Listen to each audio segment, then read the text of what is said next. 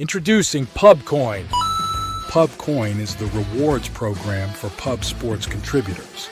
Regular chat contributors share their play of the day, POD, in the YouTube chat, including the phrase POD in their message. At the end of the week, the amount of units earned are converted into PubCoins. PubCoin can be used as reward points for prizes, shop discounts, and contests. Hey, what's going on, y'all? It's Mills here, Pub Sports Radio. Do you guys want to challenge the personalities here at Pub Sports Radio? Do you guys think you're better than them at entering in your MMA predictions and picks? Would you want to get paid for it? $100? Here's how you do it, man. You sign up right here at the link below. It's just this easy. PubSportsRadio.com. Enter your email. Pick your weekly picks. That's it. Oh, and you get bonus points if you can predict how they're going to win in what round. Every single week, a new winner's getting crowned. So every Saturday on Pub Sports Radio. So come on and check us out. You can win $100 just for signing up. Only thing you need to do is see if you can beat us here at Pub Sports Radio by entering your UFC predictions and picks weekly. Do it. I dare you. See you guys soon.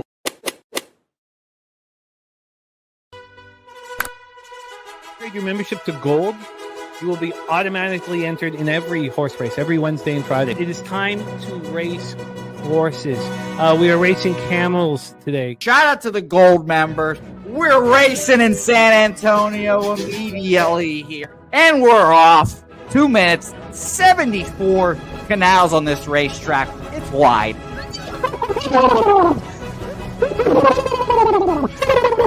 We're racing in San Antonio. Matt Wally moving forwardly. Jeff Slaughter in the mix as well. And as is Randall Sheffield, who's put that beautiful nose out front. But it's actually real grass here, Jimmy. Maybe Kentucky bluegrass. Oldie, no! There he goes. There he goes. Oldie in the lead now. K. Wolf falls back. The horses love it. Sometimes they stop and eat it on the way to the finish line. That's why your horses start so far in the back. Here. Oh, look at Nussflush Allen bursting out here. J-Dub in the mix. Rude Boy up here as well. Jimmy, take it away. There's Oldie. Oldie is moving to the front. We are past the halfway mark in our 2 mile. And there's Ricky Levy.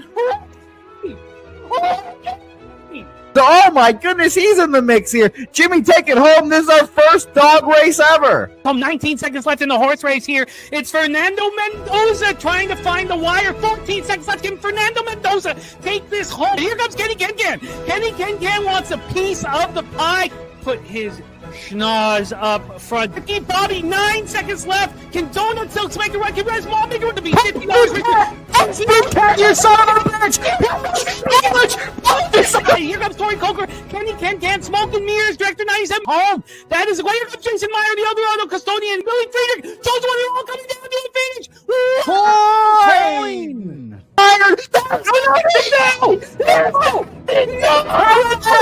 Nowhere! Oh no! Fanatical Jim!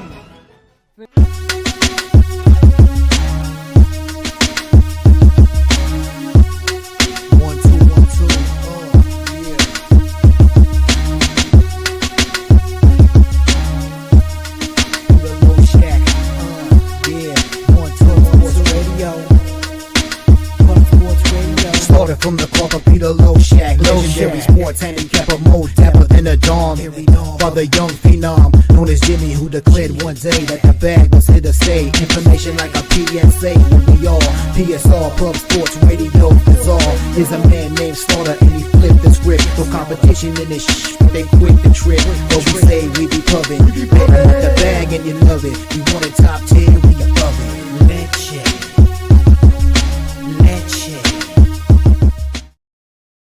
What up, cappers, gamblers, punters, hustlers, low baggers? Happy Wednesday, February 12th to all of you.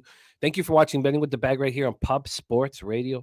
I battled through COVID to cash with you all yesterday. Swept the board in NBA.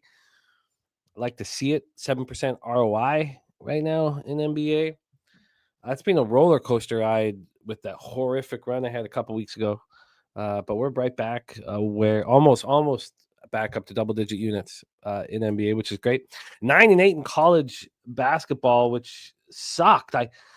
Saturated said, is Jimmy going to have the Jordan flu game? I looked like I was going to. I was having a monster day, but my second half of action in college basketball didn't deliver. Tennessee in college basketball, Tennessee -2 lost, Michigan -1.5 cashed, Indiana State +8 lost, Tennessee, Kentucky under 149.5 cashed, Mississippi State first half +0.5 cashed, UCF +7.5 lost, Miami and Miami of Ohio cash, Eastern Michigan cashed. I was feeling good at that point, but my late action was disappointing. Murray State, easy casher. At that point, I thought Illinois and Georgia were going to cash. And what upset me the most about Georgia not cashing was that I didn't move live on Texas Tech. I was just sick and I should have moved live on that and covered that. But Illinois loses, Georgia loses. Kansas first half, Loshak was on that too, is easy casher. Pittsburgh +4 was ugly. Penn State first half +2.5 was horrific. Not as horrific as Air Force first half +8. All of a sudden, after what I thought was really good work, I'm 8-8, and then I cash Oregon first half -5 to give me a 9-8 day plus 0.25 units, which I'll take. And then board sweepage in NBA. That felt good. The one thing when we talked ourselves off the Bulls, we probably should have moved on the Pistons. Now, there's a couple teams here coming off 30-point losses. Do you trust the Bulls to show heart here? It's a very difficult situation. But we swept the board and swept it easily. I mean, these were. I guess you could say the Grizzlies -4 was a tiny bit of a sweat. Maybe didn't feel like it. Knicks -2.5 cash so easily.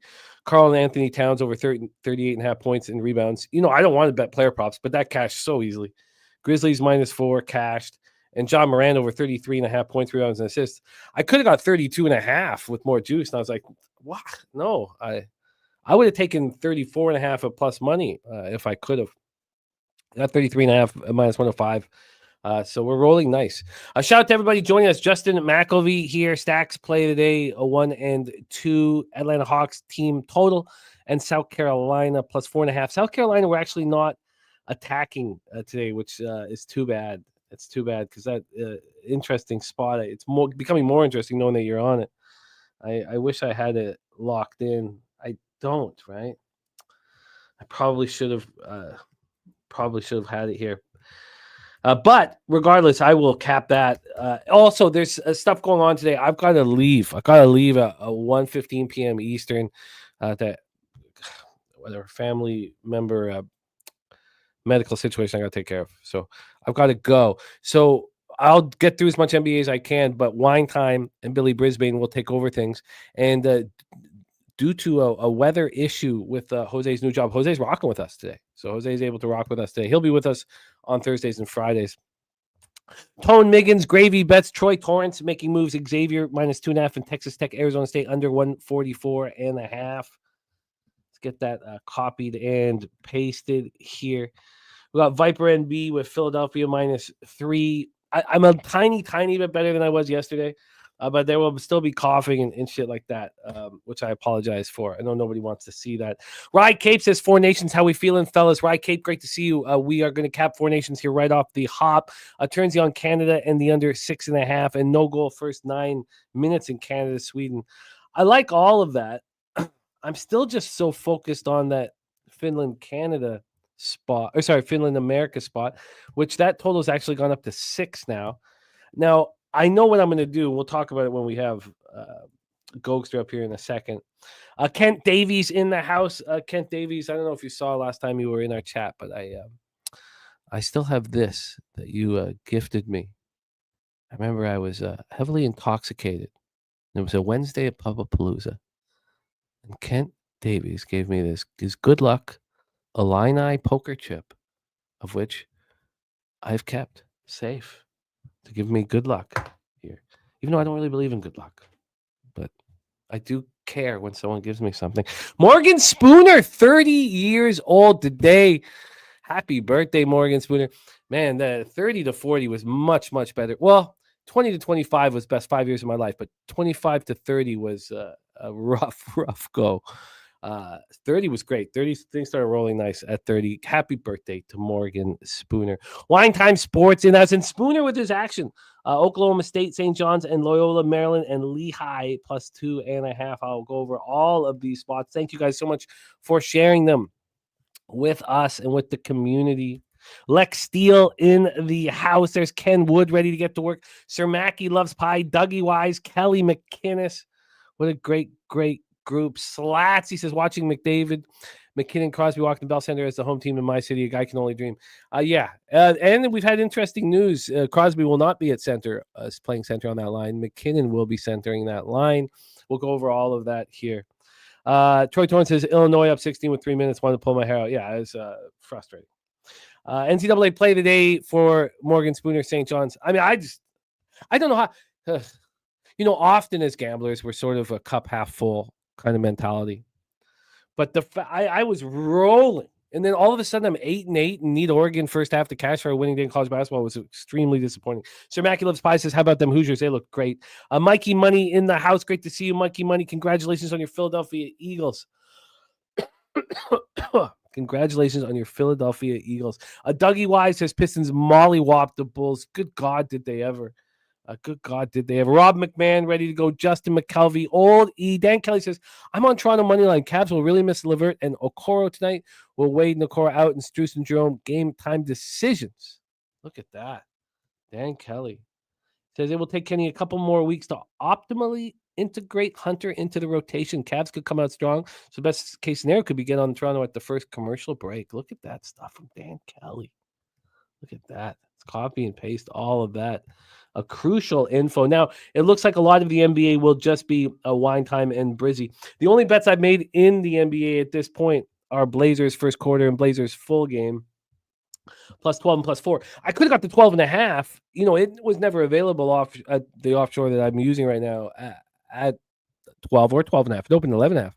It was 12.5 at 365, and I was like, oh, I got to get it. But I guess just caught up in bullshit. Next thing I know, it's a 12, and then I saw the sharp offshore open it up with a 11.5, and I just pounced on the 12. So we'll see how that bangs out. Serious business, Ronnie Lofton, super true story. It is a great group here. Slide says, just a heads up, I hope Team Finland is here in Montreal. Oh, they're here. At least that's what I thought we saw them practicing, I believe. Oh, Dan Kelly, that would be magic, man. That would be absolute magic. We still want to go down to Cleveland before the end of the season. Collins Clips cashing Alabama minus 3.5. Remo says Jose sells bras and panties outside of his apartment building. If that was the case, I would be even more proud of him. Turnsy says, I seen the stat line, Vucevic 0 of 11 to start and thought about what you said, Jim. What a bum. Yeah, man. It's just the sadness there with Vuce. All right. Our shows are going to be all about basketball for the next few days, which is going to be great. And we're succeeding in it. I'm more so in NBA than in college basketball, but as a group, as a squad, we're succeeding in it.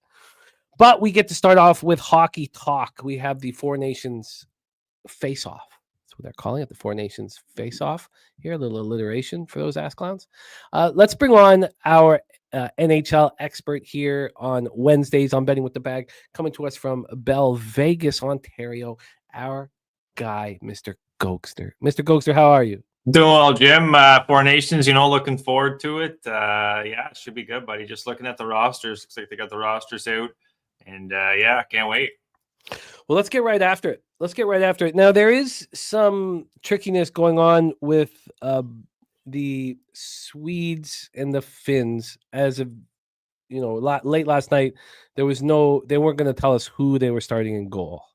So I don't know if that has changed. But does that change? You smile like it's changed. I was just thinking, why wouldn't they give it to Gustafsson right now? That's what I'm thinking. I don't know. I don't think he's earned it with his play over the last month. But is it Ullmark? I mean, Ullmark thinks he's starting. So the guy's been hurt for like half the season, like that. I'd be if they go with Ullmark. I like Canada even more. I think Gustafsson gives them the best chance to win. Let's get into our first game, Canada-Sweden. Let's go into the line history. We don't get a ton of line history help here. According to the site we used to play poker at, Sweden's gone from plus 206 to plus 203. That's not the case. It's at all. This line has moved towards Canada. So I don't even know if I want to bother with this. I know what it's moved at 365, and I know what it's moved on some offshores. Right now at 365, this has gone from a 5.5 to 6. The over 6 is now minus 120. This was a 5.5 that was just juiced to the over at first when it first came out. And I mean, just minus 115. What I think is going to happen is the game is not going to be as high scoring as everybody imagines, and the USA-Finland total will drop. So I'm going to wait and to bet the USA-Finland first period and full game under until just before the Canada-Sweden game starts, because I'm not sitting here thinking we're going to see an all-star type situation with a ton of offense and a ton of goals. I just don't see how Sweden would want to play that way against Canada. Let's talk about Sweden's lineup. Elias Pettersson, your first line center. Oh, God, do I just despise him. It sucks having a player that plays on your team that I despise to the level of Elias Pettersson. I've heard recently that he's a nice guy. Okay. And I shouldn't be so harsh on him. All right. Philip Forsberg, Pettersson, and Kempe first line. Nylander, Zibanejad, and Raquel second line. Look, Raquel's earned the opportunity to play on this squad. Zibanejad's been terrible this year. I don't know if he's in the denouement of his career at such an early age, but Joel Eriksson Ek, whom I love, is the third line with Jesper Bratt and Lucas Raymond. I love that line. I think it's a great line. And then Lindholm, Nyquist, and Arvidsson is an okay fourth line. On defense, Hedman, Brodin, they're going to play a ton. Ekholm, Hedman, and Brodin are going to play a ton. You also have Carlson, Dahlin, and Forsling. What a phenomenal defense. You know, the more I look at the Swedish defense, the more I think that the under is probably the play. The question is, could we get a 6.5? Is it possible to get a 6.5? That is a Team Sweden. We've had some changes to Team Canada, and I'm not sure if it's going to be reflected here. It is reflected. Okay, so this is all set. This is the final lineup here. So McDavid, Marner, Reinhart. What a phenomenal first line. Love it. And then Mark Stone playing with McKinnon and Crosby. You know, that would have been Marchand's spot if he hadn't been so bad this year. I like Stone being there. And Crosby and McKinnon have talked and decided that Crosby should play the wing, McKinnon center. Point, Jarvis and Marchand, the third line, and Cirelli, Hagel, and Konechny, the fourth line, which means Sam Bennett is not in the lineup. Makar, Taves, first line defense, Morrissey, Parayko, and Doughty and Theodore on the third line. And then the big question mark is in goal. It's Jordan Binnington who will be in between the pipes for Team Canada. The more I look at the Swedish defense, I think, wow, how could I not take an under here? I don't think even at the -1 line, there's enough value necessarily on Canada. In fact, you know, Canada losing here obviously would put more pressure on them to beat USA, but it would make it even more appealing. So I now I'm starting to come towards this under, and maybe a first period under as well. I don't know if I want to double up here. Let's hear what Gogster has to say. Gogster, take it away. Our first game of the Four Nations, Canada, Sweden. Yeah, it should be a beauty. Gustafsson, I expect him to go. Quick numbers, just a couple games this month, 2-1, 920. On the road, though, you know, it's in Montreal, so I'd be looking at road stats for all these goalies, guys. He's 12-3-3, 924 save percentage, 221. So if they're not going Gustafsson and Allmark, I'd be surprised, you know, even though well, we have this told us from Slatsy. Slatsy says Yolmark was in the starter's crease. I told you he thinks he's starting. Yolmark was in the starter's crease this morning at practice, but nothing confirmed. Wow, they're just leaving us on the edge of our seats here. But they don't want Canada to prep enough for what, you know, that they're look, they know that Canada, America are absolute monsters here. But take it away, my man. Yeah, absolutely. Thanks for that, Slasty. Appreciate it. Binnington, though, on the other side, it was a real split, guys. Binnington, Hill, well, I wouldn't say Montembeault, but Hill's not going to be going. Going to be Binnington. 9-8-2, guys. This on the road, 905 save percentage, 2.73 goals against. I just think what we're going to see, Jimmy, you're kind of leading to it. The defense is just these guys are just unbelievable. Hedman, Brodin, Ekholm. We got Forsling and Dahlin on the third. Like, you kidding me? It's gonna, teams like Finland, their bottom three might, they're gonna feel those. They're gonna feel that when you got Forsling, Dolly, and even got, like you said, Brad let me try this again. Eriksson Ek, Raymond, Nyquist, Lindholm, Arvidsson. It's tough with the first game because you don't really know what you're going to see. As the game goes on, or as the tournament goes on, get a better feel. But my play in this game, I got one real kind of full game play. It's going to be Canada. Let me find it here. Canada under 3.5 goals, minus 115. Like you said, the defense is real strong. Canada's, for the most part, an older team. Like to see how they're going to mesh. Doughty too, guys. He hasn't had a lot of ice time since he came back. He's had a couple games under his belt with Theodore. Definitely a slower defense there.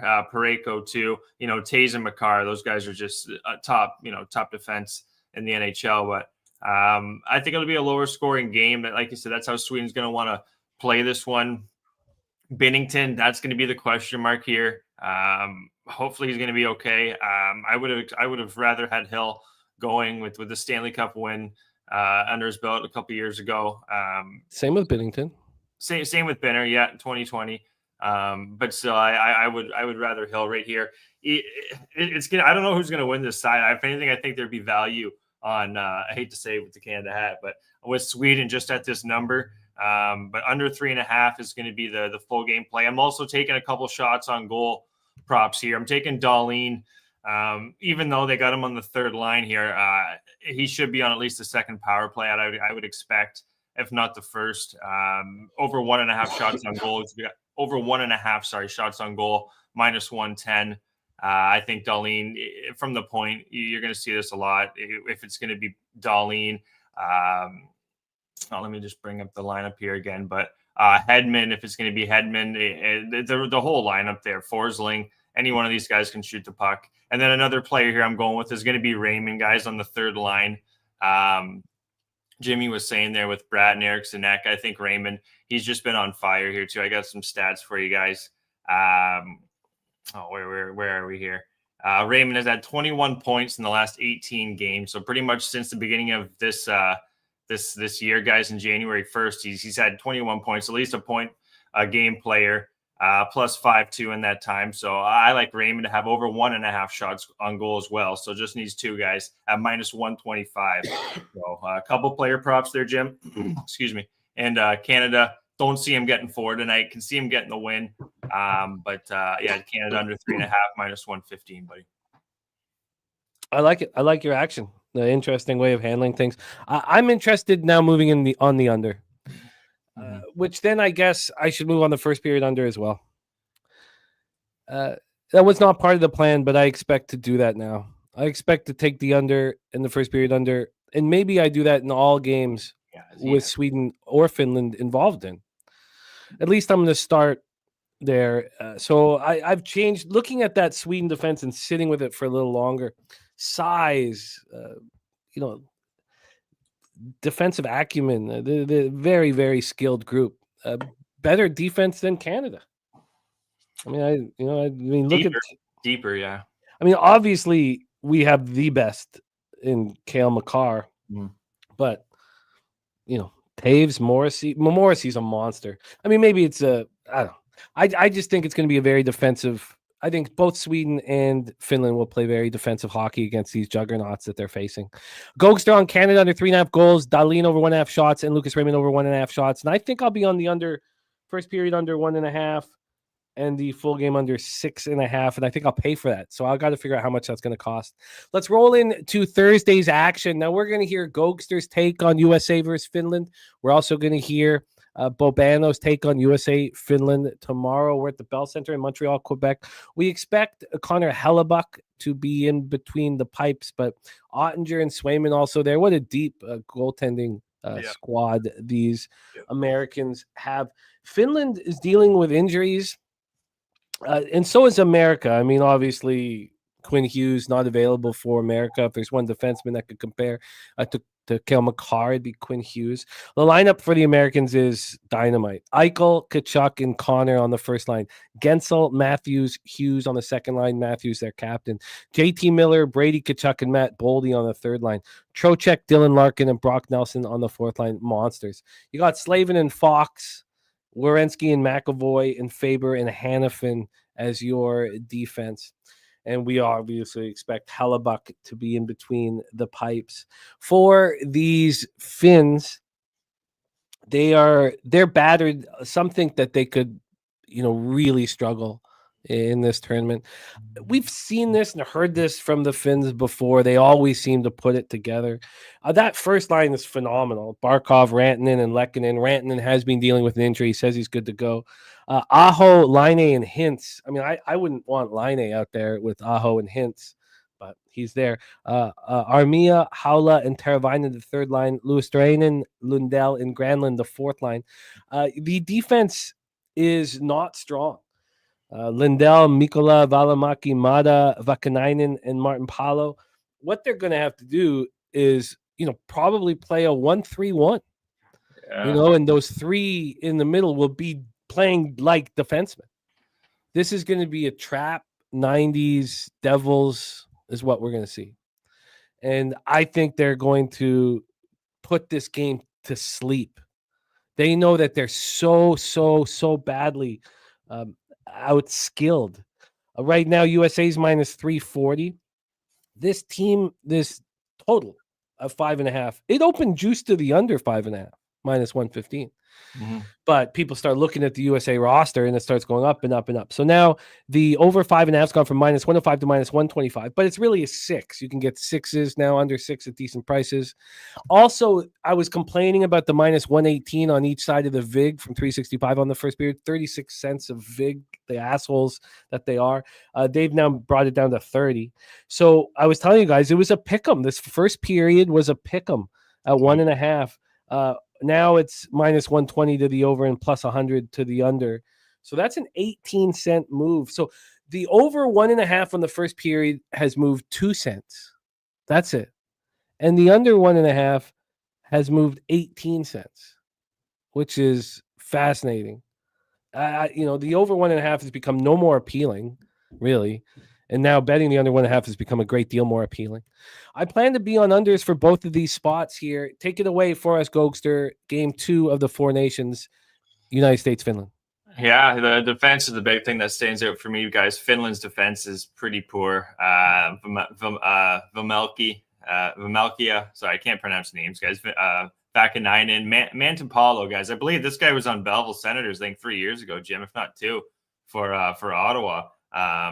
This is this team's not going to have a lot of puck movement from their defense. I think just looking at it, Mikula, big stay-at-home defenseman for the most part. Lindell maybe a little bit. Mata, it's going to be tough for Finland here. I wouldn't be surprised if they don't win a game. Saros to start. He's been very iffy all year. Playing on Nashville, team that's supposed to be much better.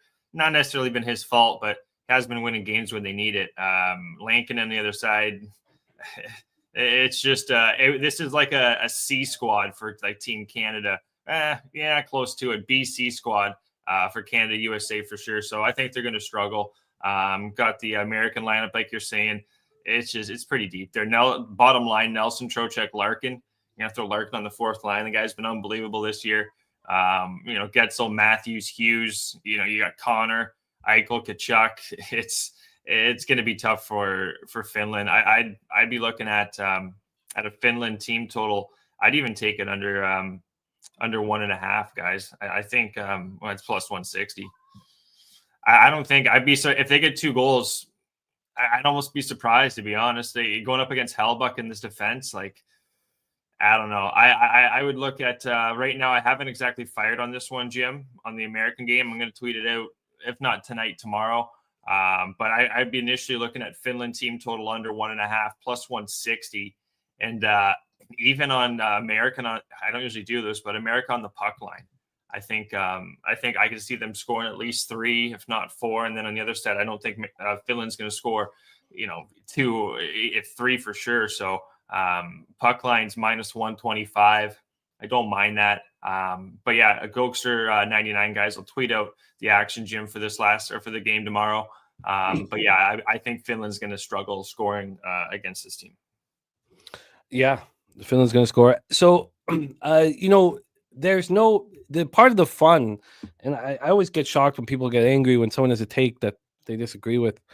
Part of the fun is not being on the same take. Joey B's take is completely legitimate. They're more expensive, Joey B. At least I have a friend going to the Canada game, but Joey, it's gone down in price, though. It's ridiculous at first. But Joey B says just take the over in every Four Nations game. Limited contact and intensity. Lots of power plays with soft calls. Goals galore to keep it interesting for average fans and TV. Four Nations, nothing more than exhibition hockey. So I don't agree with that. And that's part of the fun. And it's because of the Nordic countries. This is front page, the most important thing going on in both Sweden and Finland. The Czechs are very upset that they're not involved in this. The Russians, obviously, with the Ukraine situation, but now they're going to be in the Olympics. This is important to the Nordic countries, but what's important is that they don't look bad. People will get fired, and a lot of anger will come to both of their hockey fan base. I think that Finland and Sweden play very defensive hockey, and part of the thought process I told you guys last week was that people will be betting these overs like crazy because they see the players on the back of the jerseys. And, that's why I said we have to wait to bet unders. So, it's all, I don't agree that this is exhibition meaningless hockey at all. I think that it means more to the Nordic countries than it might mean for Canada and America. And I want people to keep betting the overs because I will be betting unders in the games that USA and Finland are a part of. And I also think a very possible situation is when they see how low scoring Canada-Sweden game is, all of a sudden the unders start getting bet in the other games. So, but that's part of the fun, Joey B. Good luck. He says lots of 5-3 and 7-4 games. I'm going to bet pretty heavily against that here. I'm going to bet. Oh, say what, my man? An interesting point from Joey. I remember the World Cup. I think it was back in 2016. I was at the North America Sweden game. I'll never forget it. Johnny Gaudreau scored within the first minute of the game. I think it finished 4-3 in overtime. Different hockey, but I think this is going to be different than that, Joey. If we're looking at kind of comparing it to that, Four Nations, a lot of pride here. We're the last one, especially that World Cup about 8 years ago. It was more kind of what I think Joey is saying. They're more entertainment value. I think this would be a lot more pride on the line. And being in Canada, Montreal tonight, it's going to be, the atmosphere is going to be wild. Canada, if they don't show up, especially after that World Cup or the World Junior performance, we're going to have a lot of questions to be asked up here. But it should be a great game tonight. If there's a time to fade Canada and America, it's the first game of this tournament. Yeah. I don't know if I'm going to do it. Joey B, great to have you, man. But we'll roll on here. So we're going to hear from Gogster. He's going to tweet out action. I'm going to be on the under 6.5 in the first period, under 1.5 in Sweden, Canada. And I'm going to bet the same thing in USA, Finland.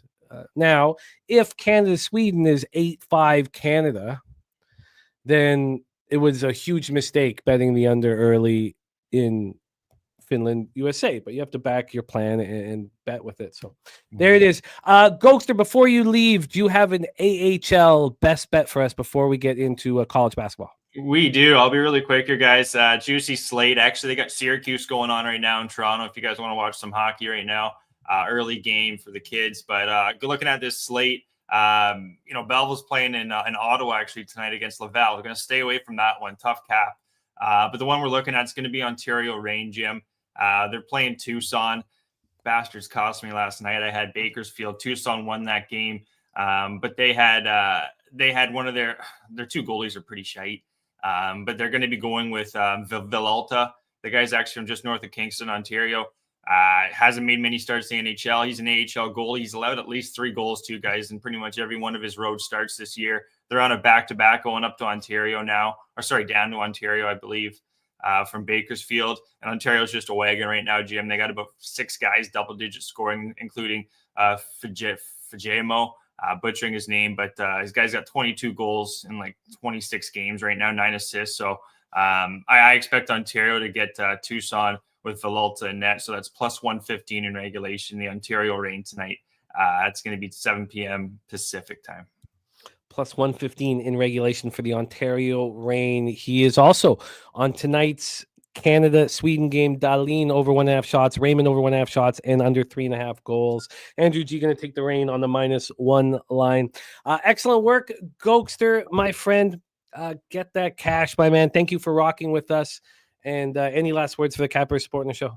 Oh, I appreciate y'all tuning in every Tuesday, Wednesday. I've been on the shows, and even every show, with Jimmy and everything else you guys support here at Pub Sports Radio. Really appreciate it. Pubapalooza's coming up. Look forward to meeting you guys down there in San Antonio, and including yourself, Jimmy. Have a good rest of the show, buddy. Hopefully you feel better.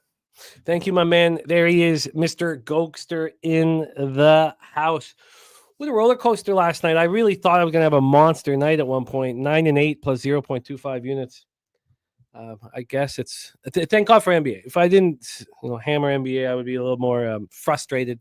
But I'm looking forward to cap at today's card. Let's bring on our expert here on Wednesdays with Betting with the Bag. We have picked 13 games to attack, and then he's added a best bet, which will close the show with, close the college basketball part. VCU Rams and George Washington Revolutionaries is his best bet there. So we'll close with that. But we've picked out some games that we think are going to be nice gambling opportunities for us. Please welcome from Las Vegas, Nevada, star of the Hitting the Books YouTube channel, rocking with us here on Wednesdays and Fridays, our friend Conor Mac picks CMC Music Factory. How are you, my man? What up, Jimmy? How we doing? You a little sick? What's going on? Yeah, I'm sick. Dealing with the COVID, but it's fine. The vid again? Is that like the 8th time you've had it? I think I get it every year. Yeah, I don't know. I've got it 3 times, I guess. Yeah, I mean, I don't know. But it's and this one isn't quite as bad in the lungs, so we're fine. We'll get through it. It's nothing. But I'm looking forward to cap the card with you, my friend. Let's get right to work. Let me just get the line history and the cash flow up here. Move over to NCAA basketball. Curious to see how much cash flow we have. Looks like we got a decent amount, though. That's a good way to start. Okay, we look pretty good here. Let's move over to the line history, and let's get to work right now. Here we go. All right, we get started here. 6 p.m. Eastern. St. John's Red Storm 21-3, 12-1 in the Big East at the Villanova Wildcats. 14-10, 7-6 in the Big East. We're Finneran Pavilion, Villanova, Pennsylvania.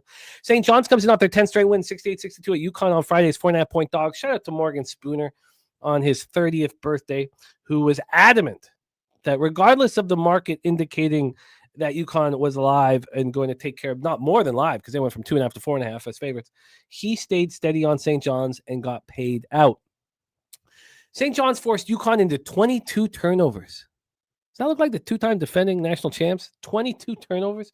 Villanova comes in off its 2nd straight win, 80-68 home over Xavier on Sunday as 2.5-point favorites. These teams met in an 80-68 St. John's win back on January 11th. St. John's took care of business as 6.5-point favorites at home. Let's take a look at the line history here for our first game on the board. St. John's right now -2, -107. This opened up at -3. It's got to -3.5 at 8 in the morning. And now we have a 2, a full-point move to Villanova. It's fishy. On the total, we are sitting here with a 138 -113 to the over. Open up at 139, drop point to 138. Cash flow, whether it's money line or spread, all of it's on St. John's, and this line is moving towards Villanova. 82% of the tickets and 87% of the cash on the spread on St. John's. On the money line, 85% of tickets and 95% of cash on St. John's. And on the total, we have 74% of tickets and 70% of cash on the over. Take it away here for us, because Wine Time saying, am I going to be the only one on Villanova? No. With this market, How could we not be venturing towards the Wildcats? Take it away. I'm all ears. This is fascinating breakdown. Yeah. Do you want to? I think this is Villanova. Some teams though have just been really, really good on the road, and I haven't really, I didn't want to take Texas last night. I had to stay off. Alabama, another team, just been really, really good on the road. Florida, as well. These teams have gone on the road, took care of business. I talked about it last week. As good as this team is defensively, getting turnovers, I just think this could be like the game, Jimmy, where like the free throws come down to it, or just ice cold shooting, because this defense that they have just keeps them in the game. Talk about it. And they don't have a long bench, the St. John's team. It's short. They play basically five, only 6 guys in this rotation. So huge game here. Everyone loves St. John's. They're all over everywhere. Best record, since 85. What could go wrong here? I mean, I haven't bet it. Maybe the total was too low, but maybe it's moved up. I want to take the under here. But maybe that's showing Villanova's going to have a great night shooting here. That's the side. Can they get to, like, let's say 75 points, 8 points? Not many teams have been able to do it. First St. John's. That's just how good they've been. So as of now, I'm off here, but I'm waiting on the under in this game. Well, Spooner, of course, went up against everybody in that. Now, I stayed off the spot. And maybe because this is Spooner's best bet on his 30th birthday, I should stay off this one as well. I've been coughing up and sweating buckets. And as soon as we start talking, as soon as we get into this stuff, I'm like, this is so much fun, dude. I told you, I'm not going to miss any of these fucking shows. I want to be here rocking with you guys, capping this stuff. Collins Clip says, St. John's has a better coach by a country mile. Spooner says, Patino is today circled. His history with Villanova dates back almost 50 years when he was an assistant for rival Syracuse. This was once a Big East rivalry. Rick remembers that. Yeah. Rick remembers everything. Yes. Yeah. Coached at Providence. There's a lot of those scenarios, I think, that go down. I'm interested in Villanova, but the question is, do I have the conviction to go up against Spooner's best bet on his 30th birthday? The market's screaming that Villanova is live. Now, look, Mississippi State is a good example. Last night, the market was telling us that Mississippi State was live against the Gators. And I thought, well, and I wish I did this with Georgia. Fuck. But I said, okay, well, give me 20 minutes. Give me 20 minutes. Yeah, they were up 1.5 points. And it cashed. And here, I think probably a similar situation. Give me 20 minutes. So, it worked for me last night, and I may go back to that again. I'm certainly not doubling down. So I'm very, very interested in the Wildcats here. I mean, this is as fishy as you get. Shout out to Randall Sheffield gifting a Pub Sports Radio membership. Oh, yeah. Randall Sheffield, Aaron Malavo getting it. Thank you, Randall. Blessing our action. I love it. All right, let's roll on. I'm very interested in Villanova. Next up for at 6:30 p.m. Eastern with the Radford Highlanders, 16-10, 6-5 in the Big South at the Winthrop Eagles, 17-9, 7-4 in the Big South. We're at Winthrop Coliseum in Rock Hill, South Carolina. I was going to move on Winthrop, and it didn't quite correlate with everything because look who Winthrop's been playing the last couple of games. The weakest teams in the Big South. They're coming off their 4th straight win, 105-95 at South Carolina. Upstate's 8.5-point favorites. South Carolina Upstate has not won a game in the conference. But what came to me is Radford's been playing well. They're coming off their second win in 3 games, 71-69 on Saturday at Longwood's 3.5-point dogs. It's that these teams met January 4th, and it was in Radford, Virginia, and Radford completely destroyed Winthrop. They were up 46-26 at the half. They won 87-67. And Sweden is starting Gustafsson. Thank you, Turnsy. So our guy Gogster was right about that spot. So I want Winthrop, but I just because of the weak competition. I haven't moved on it yet. This total's a 151. It's a 151 at a pick'em. It has not moved. This total has not moved. From a side perspective here, I could have got a 3.5. If I get a 4 right now, it's not a 4. Nothing's changing here. The 3.5's moved 1 cent. I hesitate to bet a team with a better record and a better conference record at home on a short line. I really need to have conviction because everybody's seeing that this is the better team with a better record at home against a team that destroyed them earlier. We have no cash flow information on the spread, unfortunately. We know that Winthrop's being hammered on the money line, 90% tickets, 90% of cash, but what does that matter? 71% tickets, 72% cash on the over. Take it away for us here, C-Mac. Should I move on the Winthrop Eagles hosting the Radford Highlanders?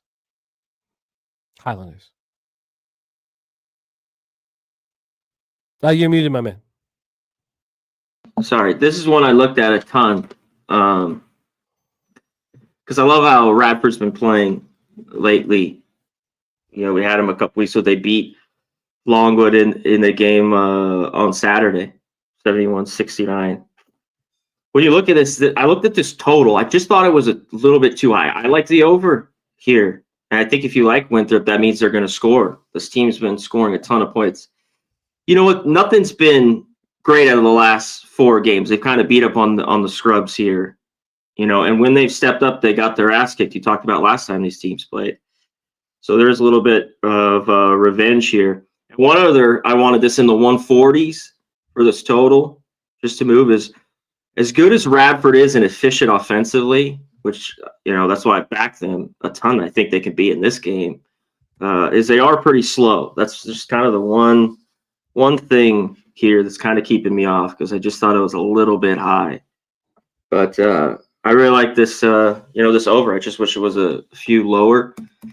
And I can't take Winthrop. I know there's the revenge here, Jimmy. I think it's Radford or nothing, but I'm off. Interesting. Jerry says, you beat your team by 20, Jimmy. How does changing where they play make that much of an adjustment? One game is meaningless to me. There's so many things. I mean, what? Detroit was up 71-29 on Chicago last night at halftime. 71-29. Now they play again today, and I think there's going to be a lot of people who think, Chicago is going to bounce back. It fits a system of mine. I mean, to me, it doesn't matter. One game just is a non-issue to me. It's just like one game. So many things can go wrong in one game, and so someone can catch fire. You can shoot 2 of 19 from 3. It doesn't. It's non-issue. Like it truly is. Now the issue is that one team was embarrassed in the game, and that's the angle. We took. Look at my action yesterday. So many of my wins were teams that had lost the first time they'd met the opposition. Yeah. So in this game, can Winthrop get to the line because that's the number 1 team in the country? If they're not the best free throw shooting team, but they get 30 times a game. Can we get late fouls? Because that leads me to the over. Looking at this too, Radford a decent from the line, and they get to the free throw line. So that was another thing. Why I was looking at the over as well. A lean towards the over. Yeah. So Jerry, it doesn't like it's a tricky way. One game. If in the NBA or in NHL, when you face an opponent 3 or 4 times, so if you've played a month apart in different arenas, and both times the one team's won by 30, or the first 3 times the one team's won by 30, I think that's a little different. But for me, one game is sample size is just so many variables. Well, I am interested in Winthrop. It's good that I've not moved on it yet after the breakdown. And again, the correlation does not fully work just because Winthrop's been beating up on the worst teams in the conference last couple of years. It's not the kind of competition that I'm looking for here. Let's roll on. 6:30 p.m. Eastern with the Iowa Hawkeyes, 13-10, 4-8 in the Big Ten at the Rutgers Scarlet Knights, 12-12, 5-8 in the Big Ten. We're at Jersey Mike's Arena in Piscataway. Take a look at the line history. Excuse me. Take a look at the line history here for this one. We have Iowa plus 5.5 at minus 106. They opened plus 6.5. So we had this 1 point move towards Iowa. Didn't quite work that simply, though. This opened up at 6.5, and then this moved to 7. This was at 7 at 8 this morning. Then it went down to 6, back up to 6.5, now 5.5. So we've had a 1 point move towards Iowa, but it's not, as straight and narrow as you would like it to be, probably because of, the U-shaped movement. This total very high, as one would imagine, at 162 minus 115 to the under. We've had 5 cents of movement towards that under at this number of 162. We have wine time on Iowa money line here. Excuse me. And then when we get to the cash flow here, we're going to get the information with the big Iowa Rutgers spot. 45% of the tickets, 54% of the cash on Iowa. So it's a 50-50 proposition, but we've seen the 1 point move towards the Hawkeyes. And then 54% of the tickets, 54% of cash on the under. Iowa comes in off their third straight loss in 6 in 7 games, 74-63 at home versus Wisconsin on Saturday. Rutgers comes in off their second loss in 3 games, 90-81 at Maryland on Sunday. And this is their lone meeting with Iowa this year. Take it away for us, C-Mac. Iowa, Rutgers. Man, this one's tough here. This Iowa team, it's just been rough. This team does not play enough defense. And it's really looked bad that their scoring's gone a little bit the last 3 or 4 games. I think No Freeman has hurt that as well. They've had in the past success against this Rutgers team, but I just can't back them. Rutgers, which was biggest kick last week, that I didn't take them at home. And just a different scenario now with them laying 5.5, 6. I don't know if I could go their way in this game at all. Iowa just, the defense hasn't been there really all year. And the last 4 road games, they haven't won one on the road. They've all just got their ass kicked. Right? There's just nothing's been 17 at Ohio State, 24 against UCLA, 10 against SC. They lose by 35 against Wisconsin. I'm sure this could be the game here at the rack. Rutgers has struggled a little bit early on in the year as a home team, and they just don't have it all together. But with Harper, Bailey, can they get humming here and cover this? This was tough for me. I just had to stay off this game. I haven't seen enough from this Iowa team to back them, especially on the road. And they haven't really done anything at home of late where normally I could back them, as a small home favorite. Yeah, I get the market's indicating Iowa's live here.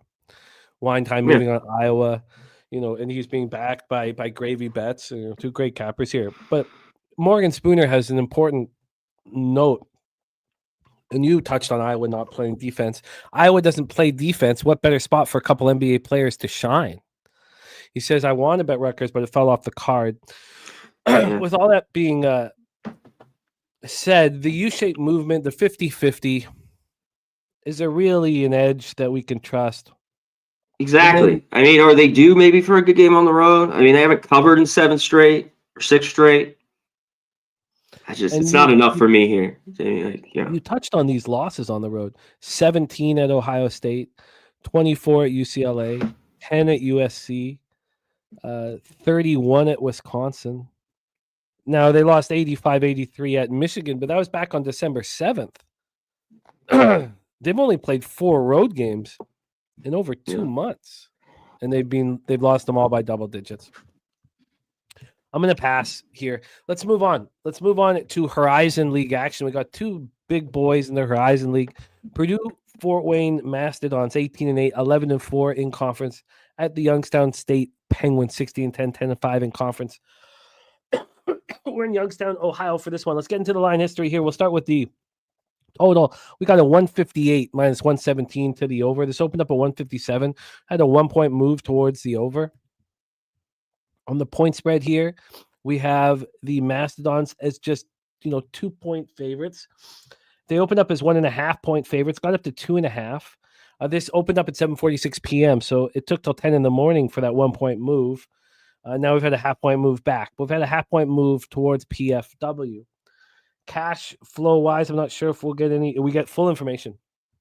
48% of the tickets on the spread and 87% of the cash on IPFW, 69 and 71 on the money line, 71 and 77 on the over. Mastodons coming off their third straight win, 89-74 at home over Green Bay on Saturday. It's 15.5-point favorites. Youngstown State comes in off their second straight win, 87-72 at Detroit Mercy on Saturday, 7.5-point favorites. Youngstown State was in complete control, dominated Detroit Mercy from start to finish in that one. So these teams met in the 90-81 Mastodons victory back on January 4th. PFW was at home. There were 5.5-point favorites in that one. Taking away for us here, CMAC, Youngstown State playing well. I mean, they looked terrible against IU Indianapolis. Since then, they've been playing great. And I was on IU Indianapolis only because Indianapolis had just lost by 52. I was like, okay, well, they're going to cover, but they went ahead and won it. Since then, if you put a line through that game, Youngstown State's looked really good. And this is a big opportunity for them going up against PFW. Richard Osborne says Youngstown State's being on fire. Jerry Beatty says IPFW is legit. I'm on them. Take it away for us here, CMAC. PFW at Youngstown State. They have been pretty legit, and they played some good basketball on the road. I think that shows here in this line. And they played well lately. I mean, they keep shooting the ball well and winning. But on the flip side, Youngstown has been scoring a ton. That's why we have this total. This is up there. I don't know if this gets over, though. But see, with lately, the way these teams keep shooting it, I definitely think they can. In the spot, Youngstown has got me already here at home, so I'm a little bit, because I think this is a spot to take them. It's not that I'm really going to jump off for here, Fort Wayne, the Mastodons, but I think the spots here are pretty good for Youngstown as a short, home dog. What was that game? Maybe it was Robert Morris. Maybe, or was it Cleveland State? I'd have to double check. I was on them in one of those games here at home. It was a struggle for them. And then another game when they were at Wright State on the 30th. That game for everyone that had it with the 2 was a push. I don't really love these defenses at all. Fort Wayne could definitely shoot the ball well. They've been pretty good from the free throw line and 38% from 3. So yeah, I mean, I think there's some points in this game. I want to back Youngstown. I haven't gotten there. You? I think it'd be easier to get there if it closes at 1.5 and you see 80-85% of the cappers on PFW. PFW just seems to wear down their opponents. It's sort of and they cover numbers. Yeah. I mean, they've been that good this year. They have. You're right. That only loss for PFW was at home versus Cleveland State. I think you're talking about the when Youngstown State was at home versus Wright State, and that was just they barely got through that one, 86. Yeah. Yeah, but they lost to Robert Morris, right? The 22nd. 2.5-point favorites. They lose by 2, and then the home game before that, they lost to Cleveland State by 8. That's 4.5-point favorites. This Horizon League tournament get wild. It's gonna be fun. Yeah. There's because I think PFW is the toughest team, but look at Cleveland State sitting there 12-2. I mean, they're a tough out. And we haven't even talked about Robert Moore. I mean, you talked about them there, and Youngstown State. Milwaukee still has something to say, so it's going to be a fun tournament. All right, let's roll on here. We head to the Big 12 for our next spot. We have the Oklahoma State Cowboys, 12-11, 4-8 in conference. At TCU Horned Frogs, 12-11, 5-7 in conference. We're in Fort Worth, Texas for this one. Oklahoma State comes in off their second win in 3 games, 86-73 at home over Arizona State on Sunday as 1.5-point favorites. TCU had their modest 2-game winning streak snapped in an ugly 82-52 loss at Iowa State on Saturday, 16.5-point favorites. And this is the lone meeting between these two teams. Let's take a look at the line history here for this one and then get this all set up. Oklahoma State right now plus 5.5. It is juiced to minus 117. So, let's call it a 5 now.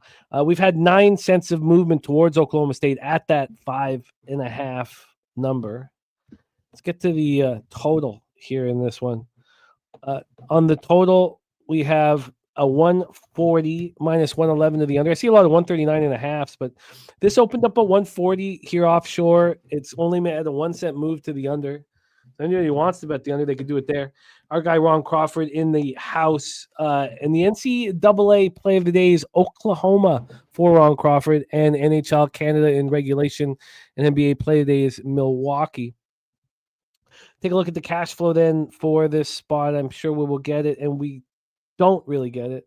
We know that 70% of the ticket, 64% cash on the over. We got the money line information, but obviously that'll be, on the home team. So no help on the spread. Take it away for us here, CMAC. Cowboys, Horned Frogs, in Fort Worth. Yeah, Rich, when I looked at this too, I thought it's just the 3.5. Don't really love, because I think this is a pretty good spot for TCU. Just after getting that ass whipped, they were horrible from the field. They just got drilled on Saturday. I mean, it was from jump in that game. They got beat down. Only 36 from the field, 2 for 14% from 3. So I think they play better here. I just think we're not getting a ton of value. Oklahoma State, watching them the last few games, playing better basketball.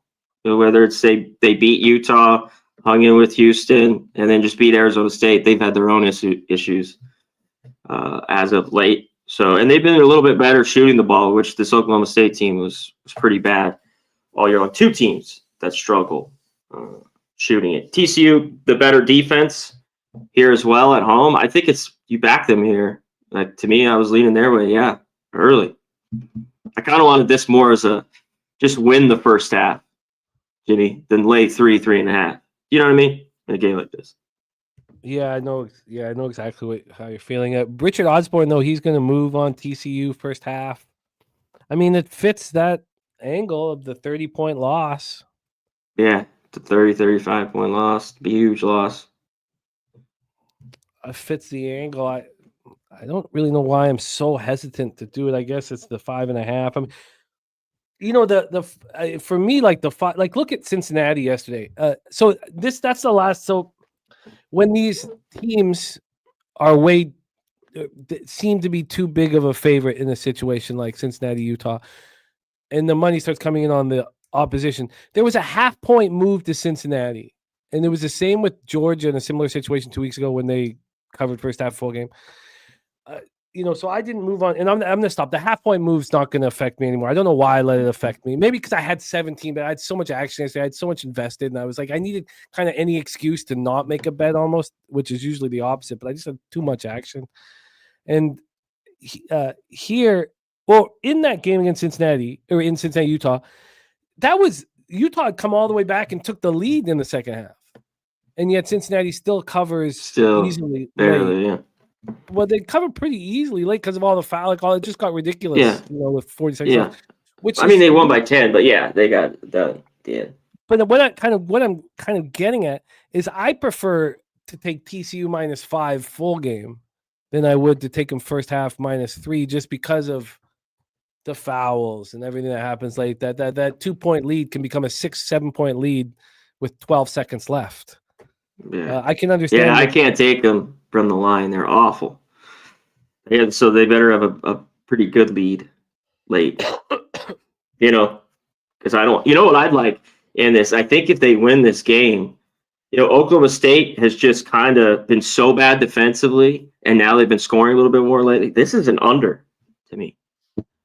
I think I'm going to have to look at a little more. TCU is one of the better under teams that I'd love to use in certain situations. I think this is kind of it, or Oklahoma State team total under in this game. Yeah, I'm going to put that note here. Take another look at the total as well. Let's roll on. Let's head over to the ACC. We have the Florida State Seminoles, 14-9, 5-7 in conference. At Wake Forest Demon Deacons, 18-6, 10-3 in conference. We're in Winston-Salem, North Carolina for this one. Excuse me. Okay, let's get into the line history here for Florida State Wake Forest. We have this total at 144.5, juice to the under at minus 118. Oh, wow. It just dropped to 142.5 11 minutes ago. So now we've had just a half point move to the over. So a lot of buyback there. On the point spread here for this Seminole spot, we have Florida State plus 6.5 at minus 104. They opened up at plus 7 at minus 107. So we have a half point move towards the Seminoles. Cash flow wise here, I imagine we should get some information. I don't know if we will. We get, damn it, no. Just on the total, 65 and 73 on the over. Florida State snapped their 4-game losing streak with a 67-60 victory at home versus Notre Dame last Tuesday as 2.5-point favorites. Wake Forest, so no team's coming into today's schedule with more rest than the Seminoles, 8 days off. Wake Forest comes in off their third straight win, 76-66 at California on Saturday's 2.5-point favorites. And this is the lone meeting between these two teams. Take it away for SCMAC, Seminoles, Demon Deacons. Yeah, this one's tough. Because I love how Wake Forest, went out west and won those games. They're not a team that could shoot the three. So they're just pounded inside in both those games against kind of subpar defenses. They were great. I think they shot 58% and 52% from the floor. They got to the free throw line, which was really, really good in both those games. They shoot about 75%. I still don't get it. This team can't hit threes. And like both those games, I think they shot less than 10. They went like 3 of 8 in those games. So I like them here at home. And that shows they've been scoring a little bit more. Because I looked at this too. I want to take the under, with Wake Forest. Their defense has been better. The offense has been great.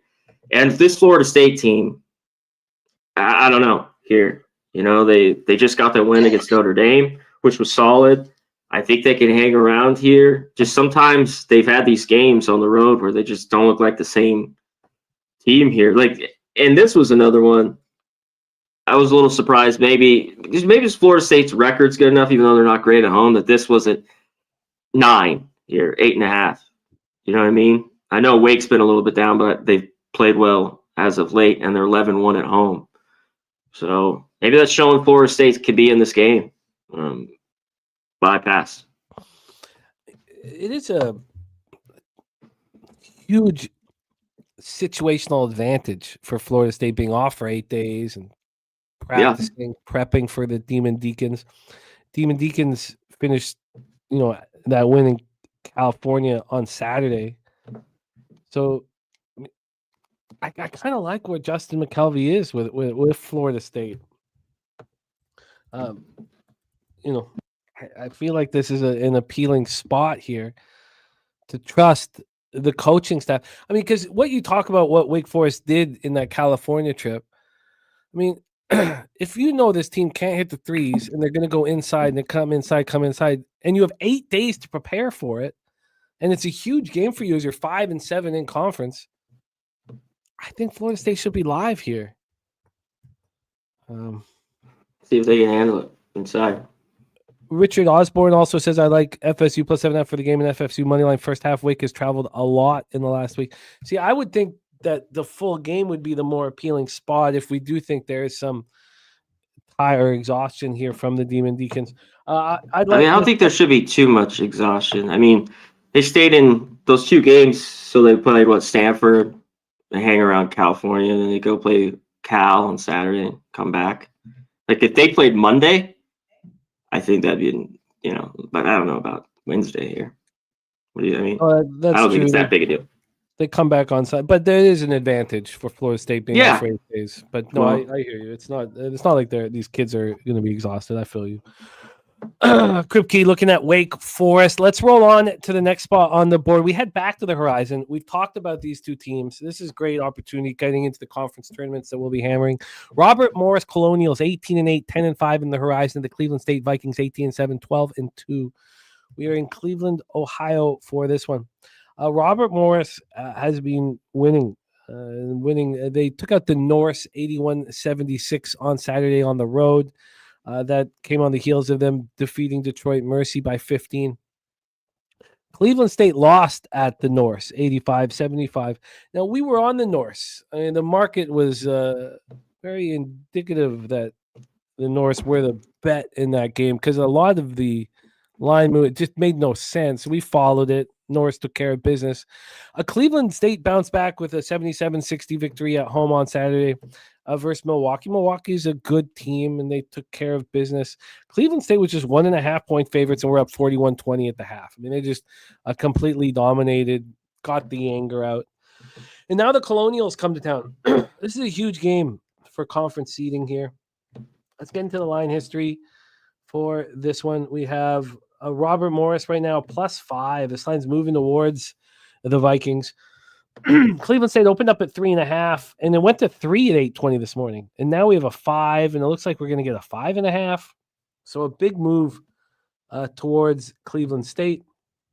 Let's see what we got on the total.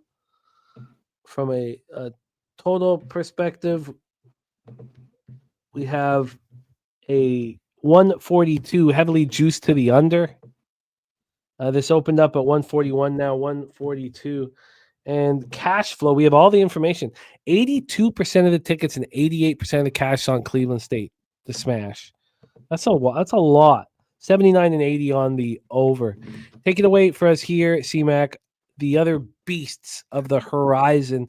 Spooner says, I like Robert Morris, but I think they will hold their punches for the anticipated third match up in the tourney. A zone defense can kill this Cleveland State offers that relies heavily on Tevin Smith. Matty Ice also with an SGP for us. Shout out to Matty Ice. Wake Forest money line, the over 140.5. Love to hear what the taint play of the day is as well. Take it away for us here, C-Mac. Colonials, Vikings, the Wolstein Center in Cleveland, Ohio. Yeah, this is a big game. Yeah, it's been a problem for Robert Morris, but this is one of their better teams. I kind of put that away. Just going through the numbers last night. I mean, Cleveland State's owned them. I think they've been 10 or 11 straight times. That's not ATS though. I think it's like 5 and 5. Sorry, and I didn't talk about when they first met, which I should have. So I'll just give you that one too. 80-69 Cleveland State, yeah. January 8th. Robert Morris was at home, was 2.5-point favorites. Robert Morris was up at the half. It was like a 48-45 game before Cleveland State just came away with it. So Robert Morris losing at home, now playing at Cleveland State, and the line moving heavily against them. Sorry, keep rolling, my man. It has, but I think this is going to come back here. I mean, to 4. So it gets out to 5. We're here now at 4.5. I want Robert Morris. That was from the jump here. So all the money and love I get Cleveland State, they think they can get it done. But I kind of like the revenge here. And I like how Robert Morris has played on the road, throughout the year. They've been good.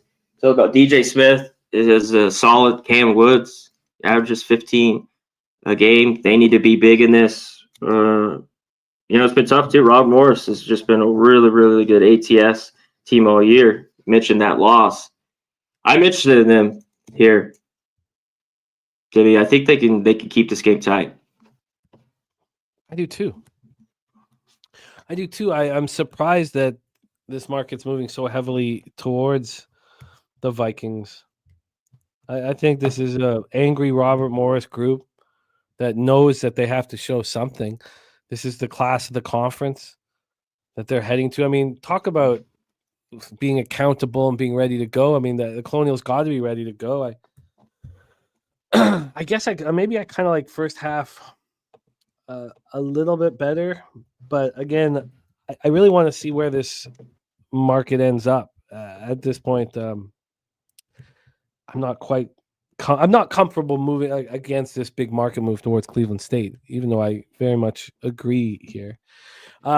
Taint play today is in Southern Miss, Arkansas State under 51.5.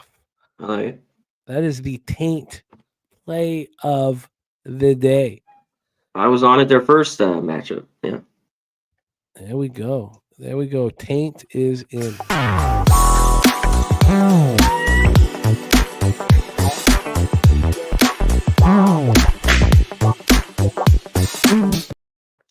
a big thank you to Maddie Ice for sharing the goodness. All right, we roll on 7 p.m. Eastern. Stanford Cardinals, 16-8, 8-5 in the ACC. At Georgia Tech Yellow Jackets, 11-13, 5-8. We're at McCamish Pavilion in Atlanta, Georgia. Speaking of Georgia, let me make sure. Oh, yeah, Stacks of South Carolina. I wish we had that game in. Troy Torrance on Xavier and Texas Tech, Arizona State under. Spooner on Oklahoma State plus 5.5. St. John's minus 1.5. Lehigh Valley plus 2.5. And Loyola, Maryland, a -1. Let's roll into this Stanford Georgia Tech spot. Stanford lost, as C-Mac was talking about, to Wake Forest, 79-73. That was on the heels of getting destroyed at SMU. And they, is it a bounce back of sorts? I guess they certainly didn't cover, but they won 74-73 at home versus NC State. Real underwhelming performances of late from the Cardinal. Then Georgia Tech, they have their 2-game winning streak snapped in an ugly 75-61 loss at Virginia. They were 2.5-point dogs. They shot the ball well enough to win, 45.3 from the field and 44.4 from three, but they got completely out-rebounded by Virginia and took the L. So both teams coming off of poor performances. Let's take a look at the line history here for this one. We have Georgia Tech. Well, the total 145 minus 113 to the under. Why don't we start there? 145, 113 to the under. So there's been 3 cents of movement to the under. That's it. It has moved around a bit, but as we speak right now, just 3 cents of movement towards the under.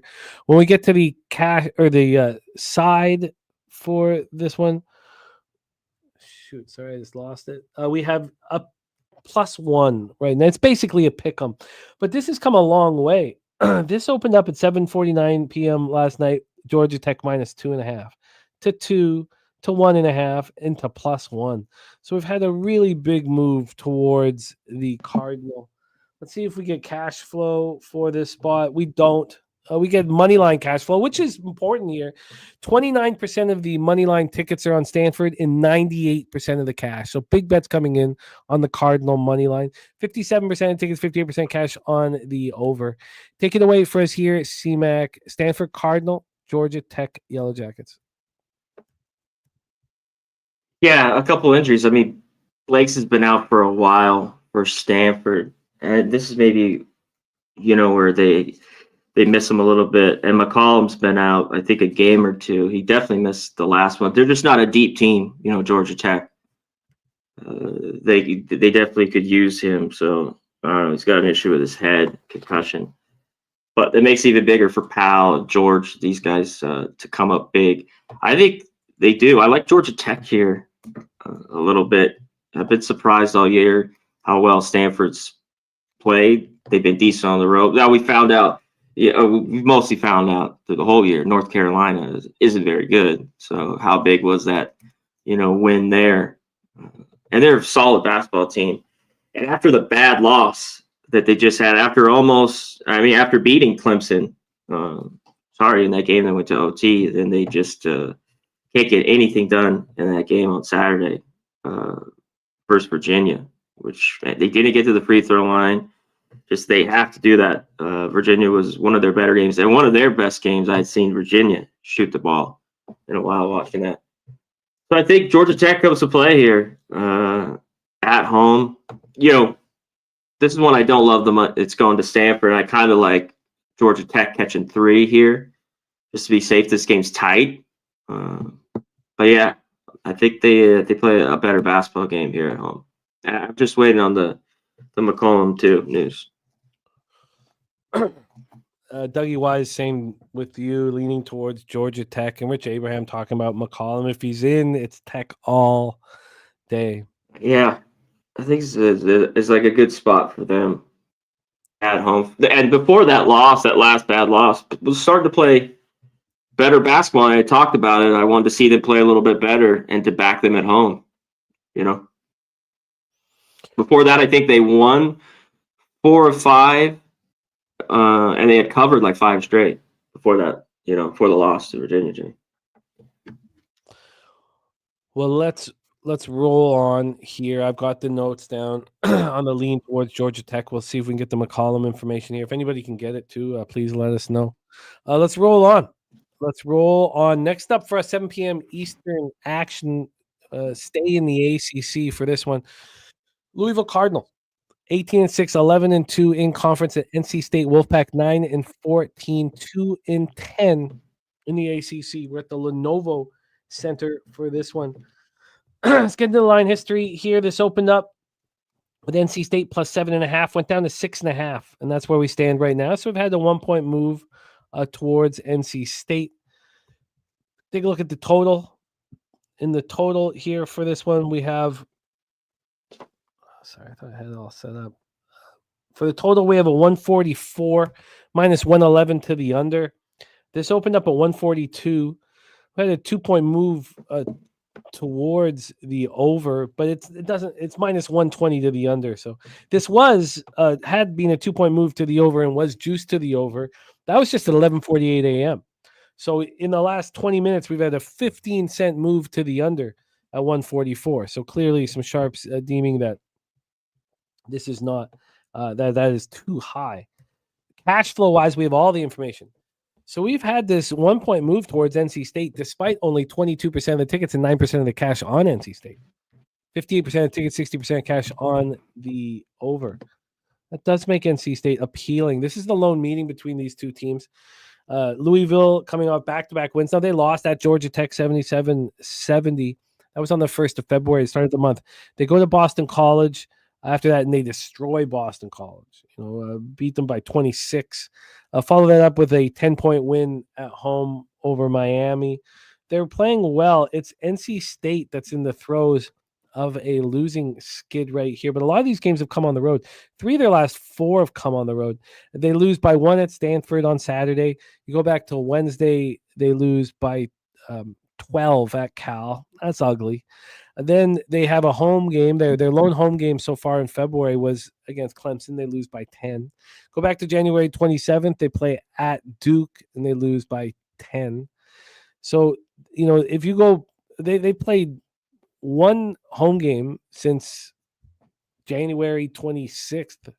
And now they're back at home for back-to-back games. Wednesday, they play Louisville, and Saturday, Boston College. I wonder if this is an NC State spot here. We have NC State plus 6.5 for Jerry Davis. Spooner says Hepburn working 24/7 with Louisville training staff dealing with a soft tissue injury. They went from hopeful he could play to no update, while saying their other starter is back. Aubrey Davis also looking at NC State plus 6.5. I wish there wasn't the injury issues kind of hanging over the game. This was all sort of a market-based line move, which maybe it is. We'll hear what C-Mac has to say. Take it away. Louisville, NC State. Yeah, I think that's big. I don't think he's going to play here. Is Hepburn. Obviously, he just didn't play in the last game against Miami. If Louisville has it, and I think they could come here and win big. And that's why I have to get to this under here. I mean, the NC State team is one of the slower teams in the country. Such a difference from the last 5-6 years, just a while that this team would be in the 320s. They struggle to score. It could be pretty rough. All the numbers for this team are really, really bad. This NC State team. They struggle to rebound the ball too. They haven't been very good at all. But they're back here at home. They just lost that game by a point at Stanford. So this one's tough, but I just like the under here. That's one thing that's been consistent is they have to slow down this game, try to play some defense here, and keep this game lower scoring. So give me the best number you got. All right. Official look here on the under in Louisville, NC State. There are a couple 144s, but I told you that juice was moving, but is it moving everywhere? And no, we can get you a under 144 at minus 110 at a very legit book here. So, all right, C-Mac on the board with the under 144. minus 110. As I said, there's been a 15-cent move at that number at the sharpest offshore. So the Jew's going to join you on the under. Chosen One says NC State coming off a West Coast trip. I think it's a little different, when we talked about the West Coast trip being a detriment to Wake Forest. Wake Forest went and looked great. I think when you lose tough games, tight games, and then you come home, a place you haven't been playing, that it helps you coming back from the West. But there's different ways of looking at it. Troy Torrance says database says NC State covers. Look, I want NC State. I think NC State. I think NC State is the spot here, back at home against a Cardinal team that's missing their star.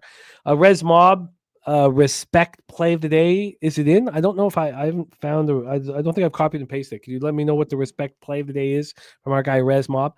All right, let's move on. Excuse me, to the SoCon for our next spot on the board. This is a fun one. This is a good one.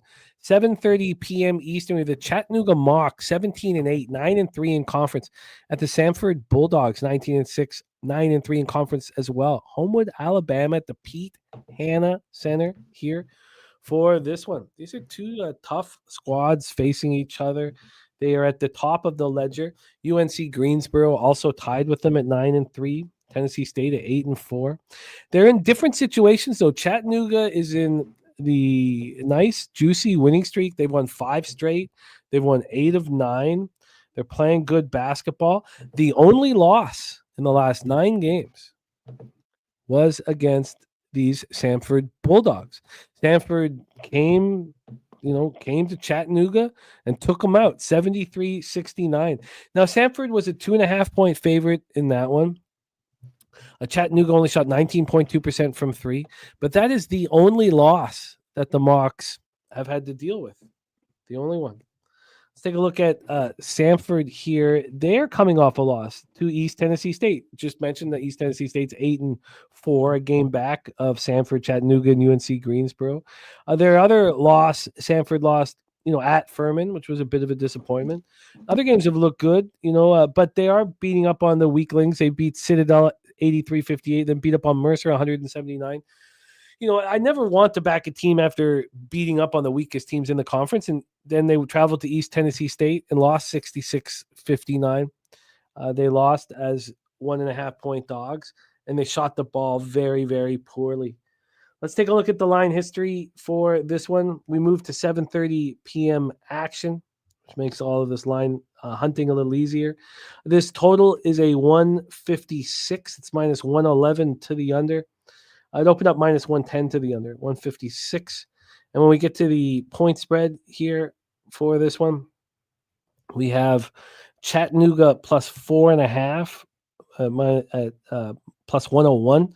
They opened up at plus 5.5, so we've had a 1-point move towards the Mocks.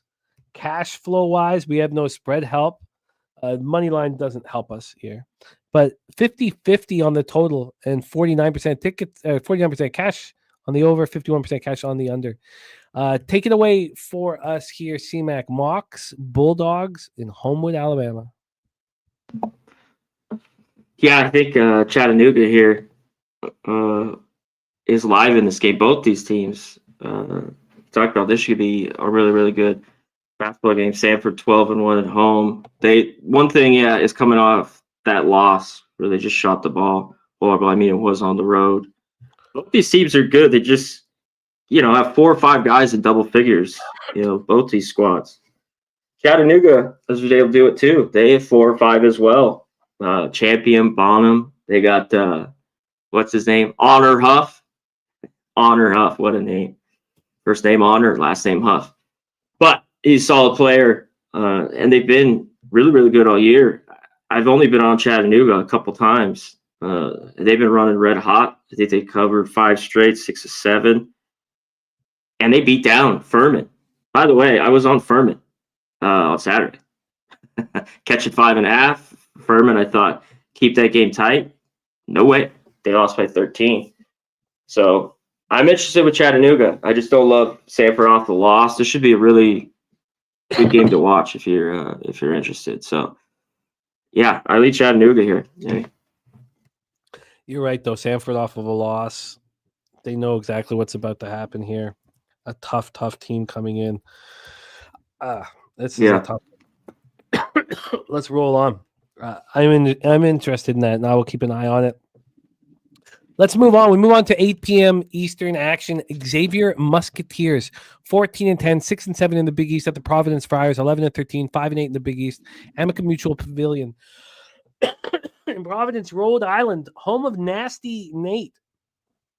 Providence right now +2, -105. They opened +2 at -108. This did get up to 3, but we're back at 2. So we've had 3 cents of movement to Xavier. We've already heard from Troy Torrance. He is on Xavier in this one. Excuse me. Sorry, trying to struggle through this, and I hate all the coughing. I apologize. So here on the total, we have a 145.5, slightly juiced to the over. This opened up at 147 and has dropped to 145.5. So we have a move towards the under. Cash flow wise, we have no help on the spread. We do know that 53% of tickets, 54% of cash on the over. It's a tight line, it's a short line. So 67% of tickets, 94% of the cash on the money line is Xavier. They have given us that information. Matty Ice, by the way, is on Chattanooga money line here. Chattanooga money line for that spot. Take it away here for us. I'm gonna have to grab some more water and regroup here for a second. So C-Mac, you'll be I'll be back in 1 minute. Xavier, Providence, take it away. Yeah, let's get to it here. This should be a really, really good one. Watching Providence, that last game that they had against Creighton was shit. That second half, I think they were just up by 1 or down by 1 in that game. They couldn't get to the free throw line at all, which bugs the shit out of me. They were 4 of 6. Well, in that game, Creighton, watching that second half where they pulled away, went to the line like crazy, 18 of 21. So they got to get to the line in this game to have something. And can they do it full game here in Providence? I've seen them come out a lot first half. Good, Jose. Nice sweatshirt. Thank you. You didn't have to jump on. Anyways, one thing Xavier's been good all year. This team makes their free throws. They get to the free throw line. So, Providence fouled them. That was another key in this game. And they shoot the three great, 16th in the country, almost 39%. When Providence is at home here, as a dog, I want to look their way. And if you want to back them, I think you just take them on the money line even. If you want to grab the 2.5. I can't do it. I think this is a good spot. I just can't do it. They just went to Butler, covered there on Saturday. I think they were 4 or 5 point dogs. They lose by 1. So, what they've been too? They've been shooting the 3 ball well. I mean, even the Creighton game wasn't awful. And against Butler, they shot 50%. Watch that game. That's what kept them in it. 16 to 32. Another game. They just didn't get to the free throw line. So I want Providence here. I'm going to stay off. I'm just going to stay off. There's just certain these games. Nothing for me goes all the way. I got to stay off. Normally, I'd want this home dog. They took it right up. Cost me last week. This Providence team. And this is they meet again on March 8th. So this is the first meeting between. I know. I want them in this game. One thing about them, they're not. This Providence team hasn't been. They're not great. So, and they've had trouble kind of finishing games. And especially at home. It's been a struggle for them. Interesting. Yeah, I'm gonna have to sit with this game longer. 3 losses though. 3 losses in a row. A spot solid for him. Thank you, Saturated. You all right, Jimmy? You're dying over there in the lung? It's all. It's just. That's fine. It's what I don't want to miss this. I don't want to miss the opportunities, but yeah, dealing with a little bit of the lungs with the but whatever. Let's just stay focused here. I apologize for the sounds that are not pretty here. Let's move on. We have a big one and a fun one coming up here in the Missouri Valley Conference. Drake Bulldogs 22-2, 12-2 in conference at the Illinois State Redbirds 15-10, 7-7 in conference. We have Drake absolutely rolling, and Illinois State was rolling until the loss to Northern Iowa. Northern Iowa 1 game back, or 1.5 games back of Drake in the MVC standing. So, and it was a 68-65 loss. Illinois State's playing good basketball here, but this Drake team is absolutely, absolutely rolling. And they faced Illinois State, and it was a very tough basketball game. Drake won 66-62. This is back on January 15th. Illinois State were 10.5-point dogs. Drake shot 47.8% from 3 and won that game by 4 points. The problem with it here, and this is, or I'd already be, on Illinois State. The problem with it is that Drake knows Illinois State Redbirds are a tough basketball team, right? It's not like this is a rematch after Drake beat them by 25 at home. So there's no surprise fact. There's no like, oh, these guys are going to be better than you saw. That's gone because of how tough that first matchup was. Let's get into the line history here. This total, as you would expect, very low, 126.5. It has climbed up from 124.5, though. So we've had 2 points of movement towards the over. On the point spread here, we have, here we go. On the point spread, we have Drake going from, now, when it was first open, it was -3, and that was everywhere. Whether it was open at 2 in the afternoon or 8 at night, it got down to, it's back down to 2, and it's also heavily juiced still. It's basically a 1.5, and you see 1.5s market wide. So we've had a big move to Illinois State. For show 94 in the house. What up, my man? And then cash flow wise, let's see if we get information on this one. We don't on the spread, but we do on the money line. 85% of the tickets and 99% of the cash on Drake on the money line. 88-91 on the over. I just wish Drake had beaten Illinois State by 10 or 15. But clearly this is an Illinois State. The market's telling us this is an extremely live team that's just 7-7 in conference against the class of the conference. Take it away for us, C-Mac. Shout out to Piker in the house. Take it away for us, C-Mac. Drake, Illinois State. Yeah, I like him here. I'm on Illinois State in this game. And one thing, though, Drake has a better defense. So they have really owned them the past few years. And, of course, they know that.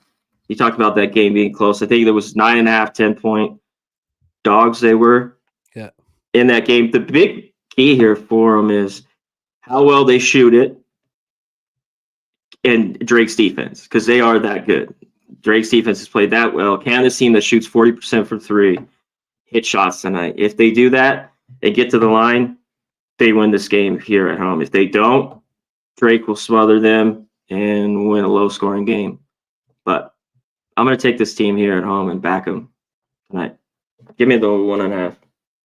I want 2.5, but I think we can get you a 2 still. The 2 for it's too expensive. That's -118.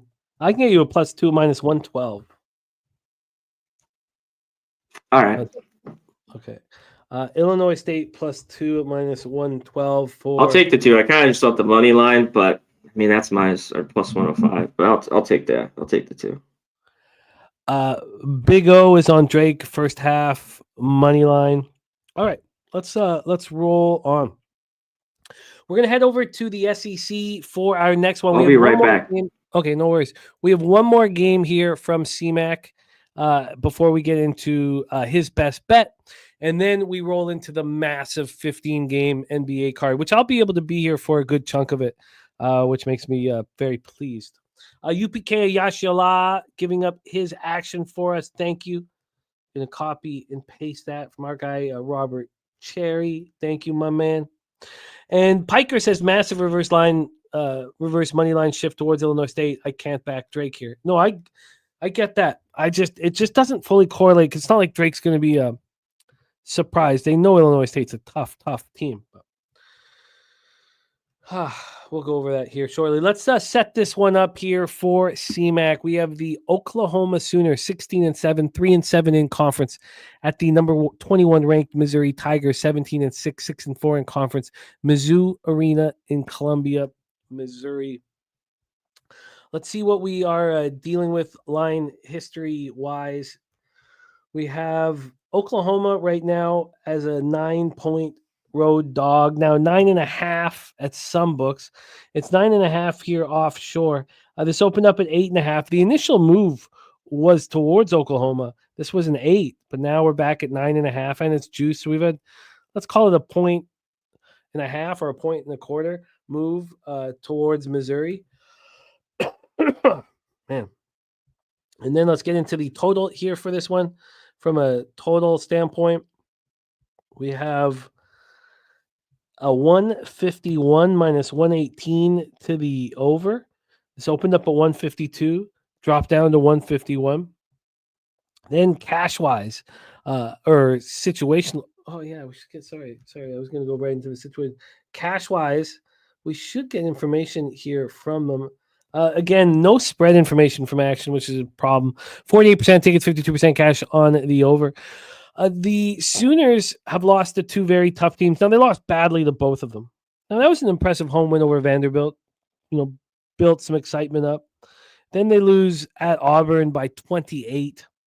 And then on Saturday, they lose at home to Tennessee by 18. Pretty ugly. Missouri also has a loss at Tennessee on their resume of late. 85-81. They played pretty well at Tennessee in that one. And then they came home and lost to Texas A&M 67-64. This is an angry Missouri Tiger team. An angry team that is likely to take it out on the Sooners here. Embiid is out tonight. Thank you so much, my man.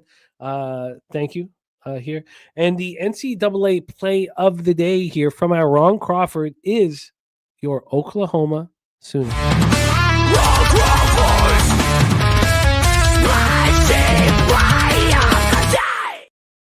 There we go. Oklahoma Sooners being backed by Ron Crawford. CMAC back in business with us. It feels like, I don't know. I don't want to simplify Oklahoma losing to two tough teams so badly, but this is an angry Missouri Tiger team off of two losses that will take it out on the Sooners.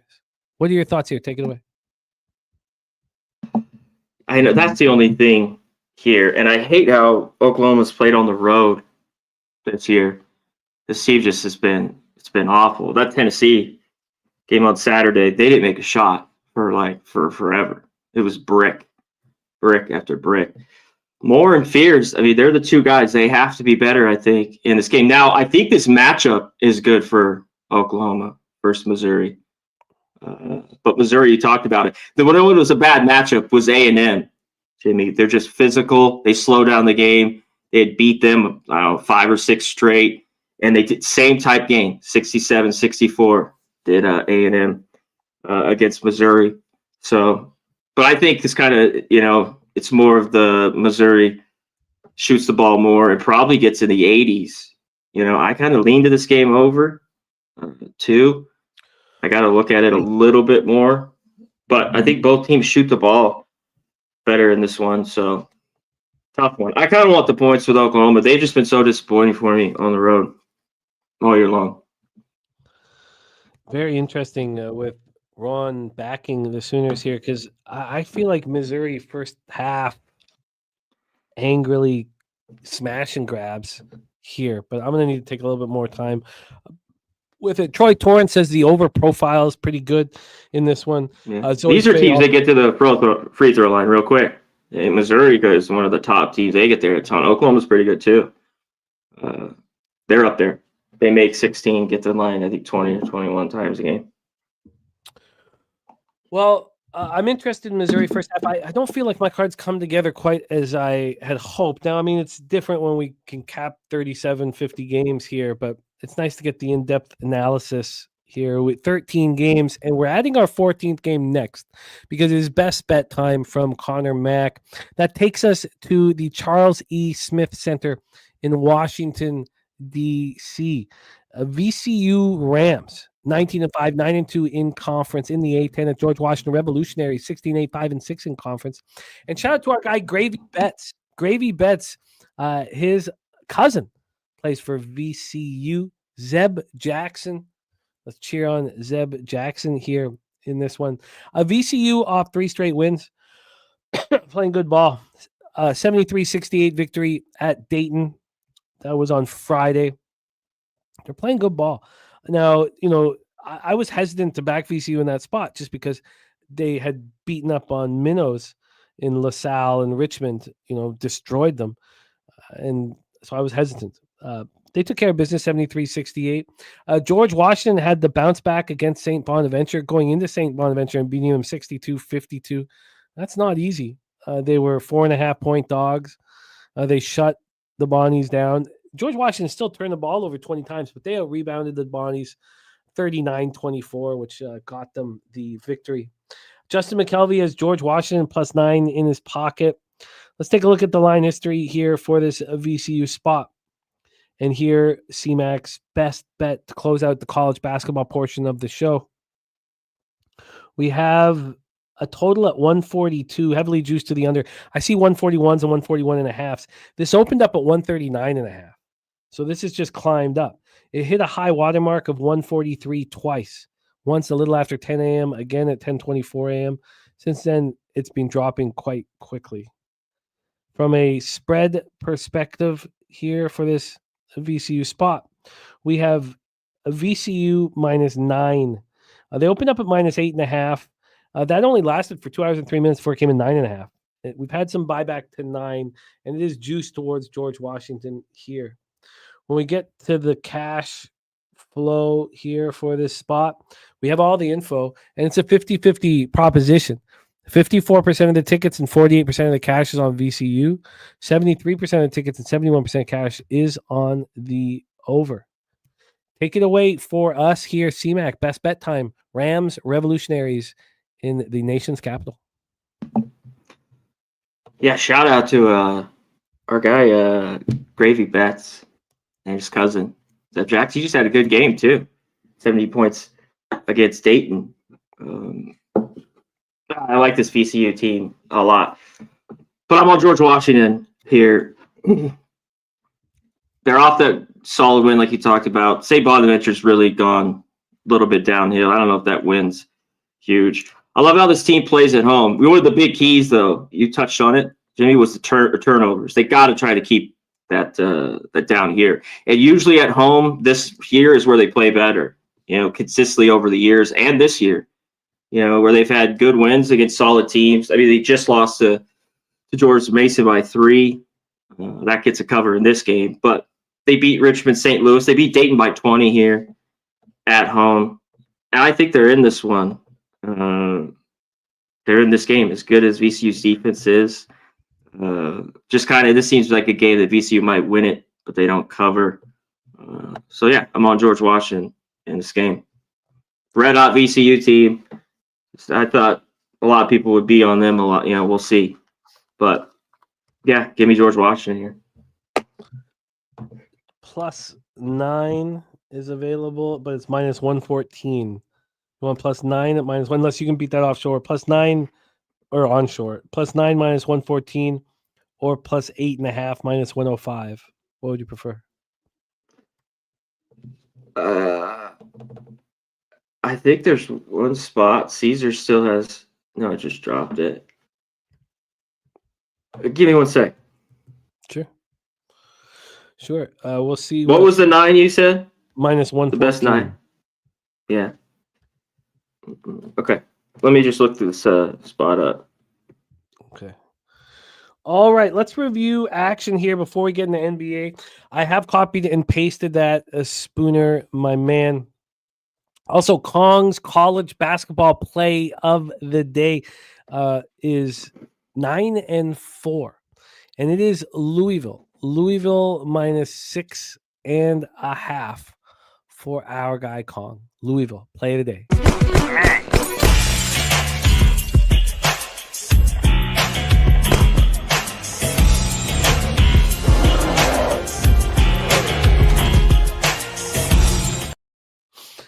There we go. Locked in. Did you find better than minus 114, C-Mac?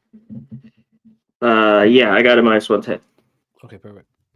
All right. Play of the day for C-Mac. George Washington +9 at minus 110.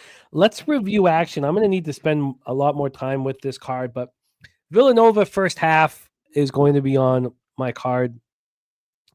I was expecting to be on Winthrop. C-Mac's lean towards Radford will likely keep me off. I'm going to study it a little bit more. Iowa Rutgers, we stayed off. Same with PFW Youngstown State. Then some interest we had in the under in Oklahoma TCU. Richard Osborne on TCU first half. I expect to be on Florida State here. I want to study it a little more. Taint play today came in on Southern Miss Arkansas State under 151.5. Robert Morris, Cleveland State. This market does surprise me. I'm going to need to spend a little bit more time on it. Yeah, thank you, Slatsy. Yeah, we were told that here during the show. So our guy Gogster was right on Gustafson playing for Team Sweden. It's going to be fun to watch that game tonight. Jim, yeah, Robert Morris, give me the 5, minus 108 here. I think Harris. If not, 5-108 because there's a 5 at circa 110. Yeah, give me this plus 5, minus 108. Robert Morris +5 at minus 108. Yeah, I'm going to take more time with that. I'm kind of leaning towards the first half look, but I think I'll be joining you. We have a lean towards Georgia Tech for CMAC. Mel in the house as well. I'll go over that in a second. I'm going to be on, I expect to be on NC State. That's a CMAC under 144 spot. I have some interest in Chattanooga, but it's going to need a little more studying. Xavier Providence, no move. CMAC's on Illinois State +2 at minus 112. Missouri first half is a possible here. You know, now knowing the spreadsheet play today is on Oklahoma means I got to take a second look at that. So I'm taking a second look at that. And then the best bet from our guy CMAC, George Washington, a +9. That is our college basketball for Wednesday, February 12th. CMAC, excellent work. Friday, we have a pretty fun card. It's just college basketball. So we'll be capping each and every single one. And I think it's like 18 or 19 games, but not a ridiculous amount. But that will be our entire show on Friday when CMAC's back with us. We'll cap each. No NBA on Friday? Because okay. Okay. No, I haven't looked. Stops on Thursday. Tomorrow's the last day for NBA. So that the key will be college basketball here on Friday, which will be a lot of fun. And it's a spot where we can, cap every single game on the card, which is a real luxury to find all the edges and angles. CMAC, excellent work. Please support our guy CMAC, Hitting the Books YouTube channel. I am a subscriber. You should too. If you support Pub, support CMAC, and support Hitting the Books YouTube channel, and follow him on X at Conor Mac Picks. CMAC, excellent work, my man. Any last words for the Capper Sport in the show? Yeah, shout out to everyone in here. I appreciate you guys. Hit the like button for Jimmy. This guy's in here sick, struggling, coughing up a lung to be on here. So I appreciate you fighting through it, fighting the good fight. I like it. You always say that, Jim. But Mel, Slatsy, Nuke Worker, The Juice, Jerry, Kelly McInnes, Fat Wally, great to see you, my man. Justin, Lucky Power, so what up? Shout out to Troy Torrance. Check me out later, me and Mabeno. We will go through this card as well, 5 Eastern, just like 30-minute, 40-minute shows we have. But we will go through this at 5 Eastern, Hitting the Books. Head over there like you talked about. Appreciate it. Thanks for having me, and let's win. Let's win. Let's fucking win. There he is, Conor Mac in the house. Just before we move on to NBA, a big shout out to Mel joining us. Finland team total under 1.5 at +160 tomorrow. And Finland 0 round robin points at +380. That's wild. And USA round robin points over 5.5 at -125 for Mel here. And then one last spot celebrating our guy Morgan Spooner on his 30th birthday. Loyola, Maryland -1, Lehigh +2.5, Oklahoma State +5.5, and St. John's -1.5. There is Top Set in the house. C-Mac, we will see you soon, my man. Thank you for rocking with us. It's time to get into NBA, and yesterday was just clinical. 4-0 board sweepage, no sweats. 2 player props, which I try so hard not to bet. Now we find ourselves back to where we were before the horrific losing streak of 2 weeks ago. Close to where we were. 70 and 57, 55.1%, plus 8.11 units, ROI plus 6.39%, average line -109. And like our man Top Set says, NBA being very good. It has been very good. Let's get to work here. We have just the men to take us to the cash. Now, I've got to leave here in about 25 minutes here. I've got to leave in like 25 minutes here, but I'm going to be able to rock through the beginning games of the NBA card with you guys. So let's bring on the stars of the NBA shows here on Wednesdays and big stars on our channel. First off, from South Jersey, the star of our big hit show, our most popular show on the channel, the Locker Room Talk podcast, also a star basketball capper. Please welcome our friend Billy Brisbane to the show. Brizzy, what's good, man? How are you? Doing good, Jim. Been better, been worse. Got paid on the Super Bowl, and then damn, motherfuckers hit a cold streak. So I'm trying to hit a nice little back into the win column here. I mean, damn, Michigan State couldn't get it done for me last night. The Sixers couldn't get it done for me last night, and then Monday, Orlando boo-booed in my nice little day. So I'm hungry today, man. Hungry as ever. Been looking at this card for some hours. Last night, today, this morning, while getting done shoveling, and before we went live. So I'm ready for today. I love it. Perfect. Hungry, ready to cash. I remember last year, I did really fucking bad on the day before the All-Star break. I think it was like one of my first appearances of the season last year. I like lost, and then I had to win like 12 bets in a row, and I was still at like breaking even. So we're not having that happen this year. We're trying to go a nice little 3-0, maybe 4-1, depending on how the day turns out. It's very dangerous here right before the All-Star break. I hear you. It's the teams full of veteran players that I don't know whether to trust, which is the opposite of the young guys though that already have their vacations booked and played. They know the All-Star game. I've done the opposite of that over the last few years, trusting the young guys who know I've got to put out my best effort for one more game. Whereas the older guys, I don't know. I've stopped trusting the vets in this spot, which is strange to say, but and that's why the Sixers no-showed yesterday was not a huge surprise that their vets kind of no-showed to me, just because I'm starting to get used to it now. Here, I just think the angry teams have to get a win before they can move forward. And that was so easy with the Knicks and Grizzlies last night. And then Cat and Ja. I mean, those were just the easiest props I've been a part of, I think. Yeah, the Cat one was just like a silver platter. Like, Brunson went off the last game before. It seemed like a dominant Cat spot. But there's a couple of good player prop spots on this card. I mean, 15-game slate. I mean, fuck, dude. They're kind of forcing our hand. I'm looking forward to it. Our next guest here has been starring on NBA all season with us. Now, with the sickness, I did not get our records up here, and I apologize. My records are up, but for everybody else, for all our guys, so I apologize. No records today. Just really, really, really struggling health-wise. But let's get that cash. Shout out to Razor Sharp Picks in the house, coming off a big day yesterday as well. I love to see it. Please welcome from Los Angeles, California. Just watched them go 60% in the regular season in college football. Phenomenal performance. And rolling in NBA, please welcome our guy, Wine Time Sports. Wine Time, what's good, man? How are you? What up, boys? What up, boys? Good to be here, man. We got a loaded NBA card here on a Wednesday, and I didn't even realize, Friday there's no games, so got a lot of games to talk about today and tomorrow. Looking forward to it. I got the day off. It's raining here in Costa Mesa. It's like 80% all day long, so I'm locked in. I'm ready to cap this card with you guys. I love it. Let's get to work.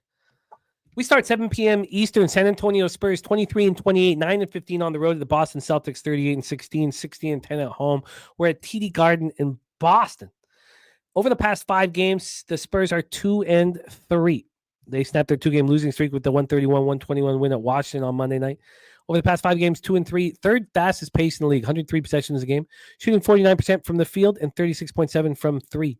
Boston 4-1 over the past 5, 28th fastest pace, 95.7 possessions a game, shooting 48.3 from the field and 39.8 from 3. The Celtics coming up their second straight win and 6th in the last 7 games, 103-85 at Miami on Monday.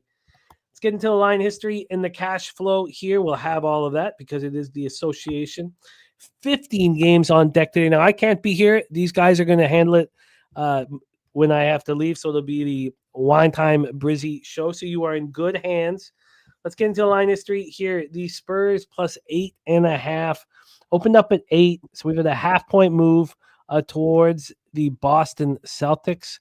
When we get to the total for this one, we have a 233.5 at a pick'em. This opened up at 233.5. There's been a 7-cent move towards the under. And when we get to the cash flow here, we have, there we go, 24% of the tickets, 23% of the cash on the Spurs, a half-point move away from them. On the total, 82 on the over, that slight move towards the under. Here we go. Take it away. We'll let Brizzy get us started here. Spurs, Celtics. Yeah, this has just been a tough spot for the Spurs here, kind of just learning on the fly. During this Fox trade, they've gone 2-2 straight up and 1-3 ATS. They made that huge trade in the middle of a road trip. They've lost 6 out of their last 9 games. So time is of the essence here for the Spurs roster after the trade. They've only gone 9-15 straight up on the road this season. This is the last game of the 6-game East Coast road trip. Boston previous NBA Finals hangovers kind of seems like a thing of the past when 4 games in a row by double digits. You can kind of make a case that this team kind of just wants to go into the All-Star break already. It's the last day of work, or school right before like a Christmas break or something like that. And like the NBA players are humans too. Like they want to go on vacation too, especially a team like the Celtics that haven't really had a break in a while. I kind of like the over 233.5 in this one. And then the player prop that stood out to me the most in this one was Kristaps Porzingis over 19.5 points. The Spurs play drop deep coverage with Wemby. So they're basically off of pick and rolls. They're just dropping Wemby and he's switching. And they have allowed the most points to center position over the last 30 days. So this is a great spot for Porzingis, who operates basically where San Antonio is vulnerable. 28th against the above the break 3-pointer shot and 26th versus the pick and roll man. So I like this spot for Porzingis. And I definitely think there could be points scored in this game. And that's kind of like the theme of this card. Like there's a lot of high totals. This is the day before the All-Star break. There isn't going to be a whole lot of defense played. If you look at yesterday's card, the day before, the week before, it feels like all these games are going home. Yeah, it's the accountability defensively, defending the perimeter. Will that be in play here? Brizzy liking KP and over, not official. We'll hear what he makes official. Wine time, take it away. Spurs, Celtics. Yeah, this is a game I just tweeted out a little bit ago. I'm on the Spurs here, guys. I'm on them plus 8.5 here in this spot. But yeah, Brizzy kind of touched on this. Time's running out for the Spurs team right now. They made the trade to hope to get back in the playoff run. The West is really deep right now. They need to start winning some games here, being 4 or 5 games under 500 here in this spot. I definitely think they're going to give it their best effort before the All-Star break. ESPN game. We know Fox is going to most likely ball out in this one, but yeah, he's still got a couple things to get adjusted to. He does look good with them. They've blown a couple big leads in some of these games. I've been watching these games. They look good at times. They look bad at times. Kind of touch on it. I think the Celtics are just ready to get to the All-Star break. I think 8.5 points is way too many here with the Celtics team, with the Spurs that absolutely need to win this game. I'm not gonna take the money line here, guys. It's just a little bit too risky here, but I think you're gonna get the best effort from the Spurs here. So give me the 8.5 points. And I'm also looking at the Chris Paul. I'm gonna move on this as well. Over 6.5 assists, I believe, right here. Best number available. I'm trying to find it. I think it's -125 or -130. I'm gonna pull it up right now. I'll look to. While we're looking at the Chris Paul assist, are you making this bet on the Spurs with the assumption Jaylen Brown's not playing tonight? No, I'm not. I did see that though this morning because I made this play last night, forgot to tweet it out. Luckily, I got the same number today. But I didn't know if Jaylen Brown was going to be questionable or not. I saw that about an hour ago. Maybe it's looking like he's not going to play him. He's not going to play. This is most likely going to go down to a 7.5, I would think, maybe. But I mean, with Jaylen Brown or without Jaylen Brown, I just think this is too many points laying against the Spurs. Spurs need to win games. I don't know if they're going to get this win here. They're most likely not. Celtics are going to probably still win, but I think it's going to be very close by the end of the ball game. 8.5 points is just too many here. I know Spurs have been struggling on the road here, but they just absolutely need this game. And I think CP is going to be dishing out some assists as well. I could actually get minus 118 on that right now. So I'm going to give that out. Over 6.5 assists, minus 118. Interesting. So if you can infer that they want Jaylen Brown to have as much rest for his knee as possible, which makes sense to me. Why would you play him here in this last game before the All-Star break? So it's because we know Drew's out with the shoulder, so it's very likely that Sam Hauser is going to get a ton of run. It's very likely that that's the situation. You take Brown off the floor, I understand why the Spurs would be the look to cover here. So Cavs Raps just came off the board, says Dan Kelly as well. So wine time moving on the Spurs plus 8.5. Chris Paul over 6.5 assists. Brizzy with a leans on the over and KP over. I wonder if Ronnie Lofton is concerned with Jaylen Brown being out, that maybe Derek White gets more run here. So we shall see. Zoe Faye says he was in New York partying with the Eagles. Dude on cruise control into the break. So interesting. Okay. All right. So I think that the Spurs probably make sense. And two, looking at this market, Jim, I believe it's it looks good from a market perspective too. Seeing this line not really move at all right now. It's been 8.5 since last night. All day this morning, 24% of bets, 23% of cash coming in on them. Looking at the money line, only 7% of bets, 16% of cash. Don't look at that a lot, but looking at the spread, it's looking like Spurs definitely are the sharper play here, and the market's not really adjusting. So maybe the market knows that Jaylen Brown's not going to play in this one, and if he doesn't play in this one, this is going to go down to at least an 8, maybe even a 7.5. We'll see. So getting the 8.5 is good, I think, right here. Would I still take it at 7.5 with Jaylen Brown out? Most likely, yeah. But I like the 8.5 here.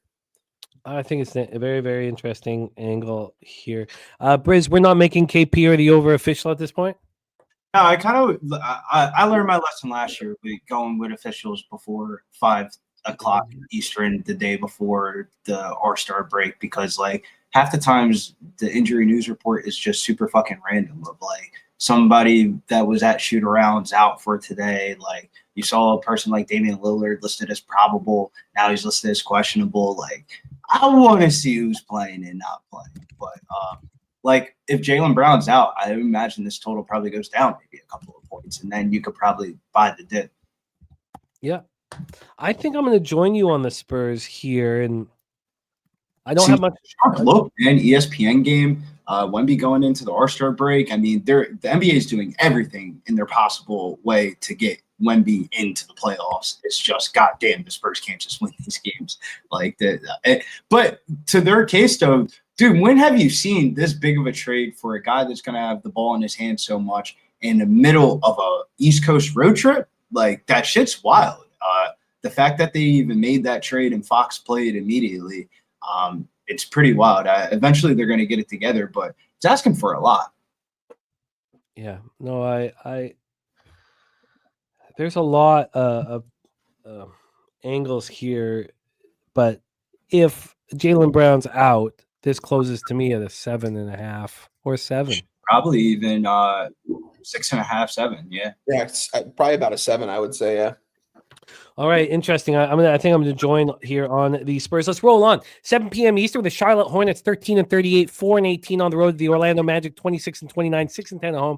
Kia Center in Orlando, Florida. This isn't just to fucking slap myself on the back for the run that I've been on in NBA, but you just have to know that bad streaks are going to happen. You just have to know. 2 weeks ago, I lost 11 straight fucking NBA bets and was staring at the fucking ceiling. Since then, I'm now 11, 13, 15. I'm 20-6 in NBA since that 11-game losing streak. 20-6. So you just have to trust the process and understand there's going to be volatility with what we do, and you just have to be able to handle it and keep fighting. Keep fighting. Keep fighting. How many messes in your life have you capped your way out of? I always tell myself that. How many horrible, horrible situations have I capped myself out of? I capped myself out of that 11-game fucking losing streak. Hornets Magic next up for us. We have the Hornets coming off their second straight loss in 8 to 9 games, 97-89 at Brooklyn on Monday. This is their third game in 4 nights. Magic coming off their second loss in 3 games, 112-106 at home to the Hawks on Monday. Charlotte 1-4 over their past 5. Both teams playing at a slow pace. Charlotte second slowest in the NBA, 95.4 possessions a game. Orlando 2-3 playing at the 25th fastest pace, 97.4 possessions a game. Charlotte shooting the ball poorly from the field, just 43.8 from the field over the last 5 games, 36.6 from 3, not so bad. Orlando is shooting 33.1% from 3, which is better than they've been shooting most of the year. This is the worst 3-point shooting team in the league. They're actually shooting the ball quite a bit better, 47.1 and 33.1 from the field. The Hornets 12.5-point dogs. 12.5-point dogs here. We know that Williams is out. It's a very angry group. If you could open with your take on the whole situation where you guys are still looking now for a center. Ball is out, and so injured his right ankle against Brooklyn on Monday. I mean, it's amazing how young these players are, and they're just China dolls. It just makes no sense. For the Magic, Suggs is doubtful. So don't expect to see Jalen Suggs at point. So expect Cole Anthony at the 1 and KCP at the 2. When we get to the cash flow then for our second game on the board here, we have 82% of the tickets and 81% of cash on the Charlotte Hornets. Crazy. 84% tickets, 70% cash on the over. Take it away for us, Wine Time. Hornets Magic. Yeah, low total. Shout out to my guy Razor, and they said under 203 in this one. Definitely a spot I was looking at too. I just think it's maybe dropped a little bit too much in this spot. Orlando Magic, man, just playing some inconsistent basketball here down the stretch. Not fun to watch by any means. I liked watching them in the beginning of the year, and even when their stars were out, they looked better than what they do now with Wagner and Paulo back in there. Don't really like watching this group play basketball, if I'm being completely honest. Maybe it's because I backed them in spots that they just show out flat in the second half. You've mentioned it, this team can't make 3-point shots, but man, a 12.5-point spread here, guys. Like crazy. With the Orlando Magic team that's struggling against one of the worst teams in the league here, Ball's out in this one. Let me touch on the Mark Williams situation as well. He apparently failed his physical. Hornets are now saying that that's not true. Dalton Connect was on the bench the other day. JJ Redick had a conversation with him about the whole thing. I mean, at the end of the day, DK's 23 years old, man. If he doesn't know that this is all about I know this doesn't happen often, but it's part of the business. He's going to have to man up and play when he's called up on this year, because I'm not sure what's going to happen with that whole situation. They did sign Alex Len. I don't know how much of a difference that's going to make for him down low. He is a big man, you know what I mean? He will catch a couple lobs down low. That's what we're seeing Jackson Hayes do in the beginning of these games. He's catching a lot of lobs in the beginning of these games, not really doing much the rest of the game, but just an interesting situation. But I'm not going to lie to you guys. I've never been this excited to watch Lakers basketball. Like, I'm turning on the games. Like, it's fun to watch again. It's crazy. With that being said, Orlando Magic, man, I think I might have talked myself into them, despite talking a lot of smack on them these last couple of minutes. Being a 12.5-point favorite at home here, something's telling me that these guys are angry. They're going to come in here, get this win before the All-Star break, and have a good basketball game and feel good about themselves, at least potentially making a run at the playoffs going towards the second half of the season. Don't lock me in yet. I might tweet this out. Magic minus 12.5 in this spot. Yeah, I mean, honestly, for me, I find that first quarter, first half more appealing. If smash and grab. I can see that too. A smash and grab. Yeah. I mean, this could be a trifecta spot. This could just be a first quarter, first half full game spot. I'm not going to do that, but this is a spot I'm going to be looking at throughout the day, seeing where this line goes. I mean, I might just kick myself if it goes up to a 13 and a half, and that's just wild if that does. Everyone's hammering the Hornets right now, as they should be, in a double digit dog against a team that's not playing that good of basketball right now. But Magic do have a lot of talent, and they do want to make a playoff run. They've got some young guys in there that are angry group right now, I would think. I would hope so, at least. Two of the games I've been to have been the Magic games these last couple of years, seeing the Lakers play the Magic. And I like watching them play. I like the young group. You can tell they play with a lot of heart out there. They're playing for each other, and I expect them to do that here before the All-Star break. Could be wrong. I've been wrong about them recently, but my lean here is on the Magic. You have to go back for Magic. A Magic win at home by 12 or more. Last year. And yeah, you have to go back here to November 27th. Wow. Yeah, So- they're telling us everything we need to know here. Everyone's hammering the Hornets here. Magic, don't be surprised if this is just a smash or grab first quarter. They're up by 20 points. They don't take their foot off the gas, and this is a smash spot. In my opinion, that's what the books are telling me. If I look at this line, They're screaming it. It's tough. Yeah, it is. This is a clear cut Orlando Magic spot. But I haven't moved on officially. I might. We'll see what happens here. I think I'm doing it here. Again, you don't want to hammer anything too hard, as Brizzy was talking about right before the All-Star break. Brizzy, take it away. Hornets Magic. Yeah, I'm prominent on the idea of never putting a team or a player on a do not bet or a ban list, but fucking the Magic are getting close, dude. They've gotten worse, it feels like, since everyone's gotten healthy. I mean, they've gone 3-7 in their last 10 games, scoring less than 100 points in 5 out of their last 10 games. My fear on the Magic on the spread is it's not that they're not going to win the game. It's just, do they have enough offense to put up enough points to cover a double-digit spread? This is like the get right spots for them last game before the break. It's just that this total screams like 1990s game style and offense. Magic win by 8 or 9. Kind of with Jimmy, I like the first quarter for the Magic -3.5, -122. But I kind of want to figure out how to fucking attack this, because it's like, if the Magic win this fucking game, dude, I would hope they score over 105 points. Like, that's not asking for a lot of points. It's just, man, like, they got it. So it's like, the reason why I think the team total comes into play is because to cover a 12.5-point spread, dude, they're gonna have to go over their team total, I would imagine.